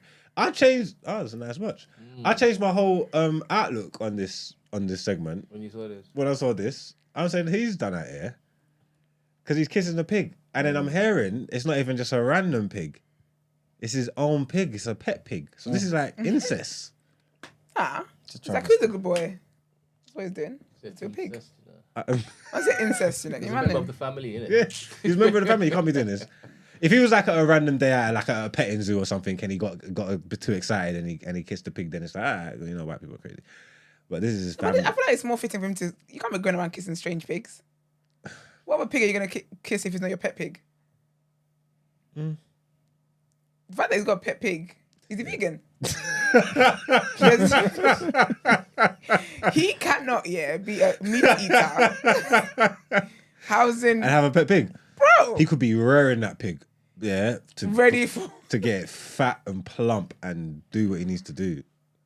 Breakfast pie. People do it all the time back home. They have goats. But they're not kissing them. We're not lipsing them. I hear what you're saying. The food. Apparently, if the animal is well kept and it doesn't have stress and whatnot, it's tender.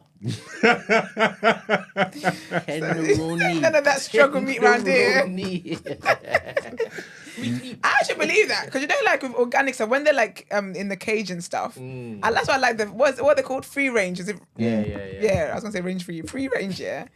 There's a different taste to free range because they've got more freedom Well, except when obviously they captured and on my plate. But you know what I mean? Yeah. The fact that he's got a pet. Oh, that's sad. Then, if he's rearing that, the poor pig thinks he's found a loving home. Pigs have feelings, man. That's how would that. Oh no, yeah, it's foolishness, man. This is absolute foolishness. So you got badded up, yeah, by customs, and you're supposed to be the Terminator. This is why you can't kiss people on a night out. You actually can't. I don't know where your lips have been. That's so horrible. There's a lot going on here. Yeah, man. So that's why he's done it here, man, because he's just out here kissing pigs. I'm being honest with you. He was at, oh, what? They stopped and they try and embarrass him in front of his gal. Oh, Arnie's got a young thing, yeah? Is there a picture of her? Okay. No, there's no picture of her, but she's... So she lipses him she's 49. How old is he? 76. Okay, fair. So she lipses her man, yeah, after he lipses their pig. There you go. Sometimes they will be lipsing They're each other. dirty. Aye. That's nasty, man. Dirty. Actually, disgusting. Pigs are literally the dirtiest animals. Sweet, though. They're sweet. They taste sweet. I ain't gonna lie to you. I'll be honest, this is enough for me to be a vegan. I'm not, but... Sweetest meat in the land. Sweetest meat. No, like, two things, I'm not gonna lie, two things can be true. They're dirty and they're sweet. They're dirty and they're sweet, baby. I mean, come on, man. Yeah, so he's done it for kissing pigs. Sorry, I told you it was quick foolishness. That is proper foolishness. That is actual foolishness. Yeah, man. That's it, man. Let's get into our outro.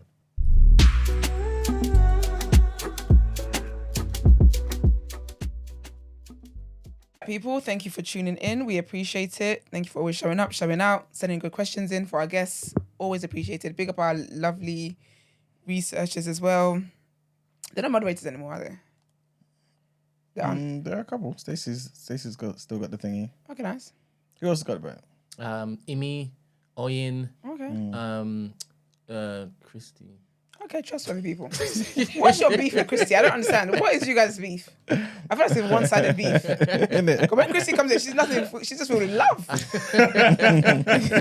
So when you say black nonsense, but she's filled with love most times. Oh, man. Big up Christy, man. But yeah, so guys, please like the video before you come out of it. Don't forget to like the video. Also subscribe to our channel. Drop this episode in your group chats, all that kind of stuff. If you've got any friends that want to solo travel and stuff, send them this episode. There's a lot to learn and a lot to be encouraged by. I'll big up our lovely guests as well today, Pelumi. What else is there? Follow us on social media platforms, The Day After TNB on Instagram, Twitter, and on TikTok. If you want to send your dilemmas in, also the number to call when we're live, the number is 075 64841073. Also big up to Joke. If you want to inquire about the show or feature on the show, you can, or the the email as well for dilemmas. And the email address is thedayafter@thenewblack.com. No, you're leaving the room already. Just hearing bare things get taken off. Anyways, have a great, what day is it? Thursday? Yes. Oh, it's Friday tomorrow. This is my last day. I don't even want to record tonight. You come tomorrow? What, in? Yeah. I mean, I was. Don't do that. Listen, I'm not going to lie. I had every intention. But you see, the second you done that, I thought to myself, oh. No. If you don't, I'm gonna very happy. But because do you know why I asked him that? Brandon never crossed my mind. Wait, calm down. Calm yourself down here, because in my mind, I'm expecting to see you tomorrow. But then he said today's the last day. Yeah. So that's why I was like, if my calculations are right, it's Thursday. No, my last and extra you're leaving filming on Monday. I got to do no behaviour tonight, innit? That is not my business. I don't earn no behaviour checks. So I will see you tomorrow here. Yeah. Bright and early. Yeah. I'll be so shaffy if you don't come in. I was always going to come in. Okay, because when you said last day of the week, I was thinking, excuse me? Is that a conversation? Okay. So you see you tomorrow. Yeah. We got a good guest tomorrow as well, man. We do have a guest tomorrow. I'll be here, people. So, just what character. Anyways, see you guys tomorrow. Have a great day. Peace. Bye.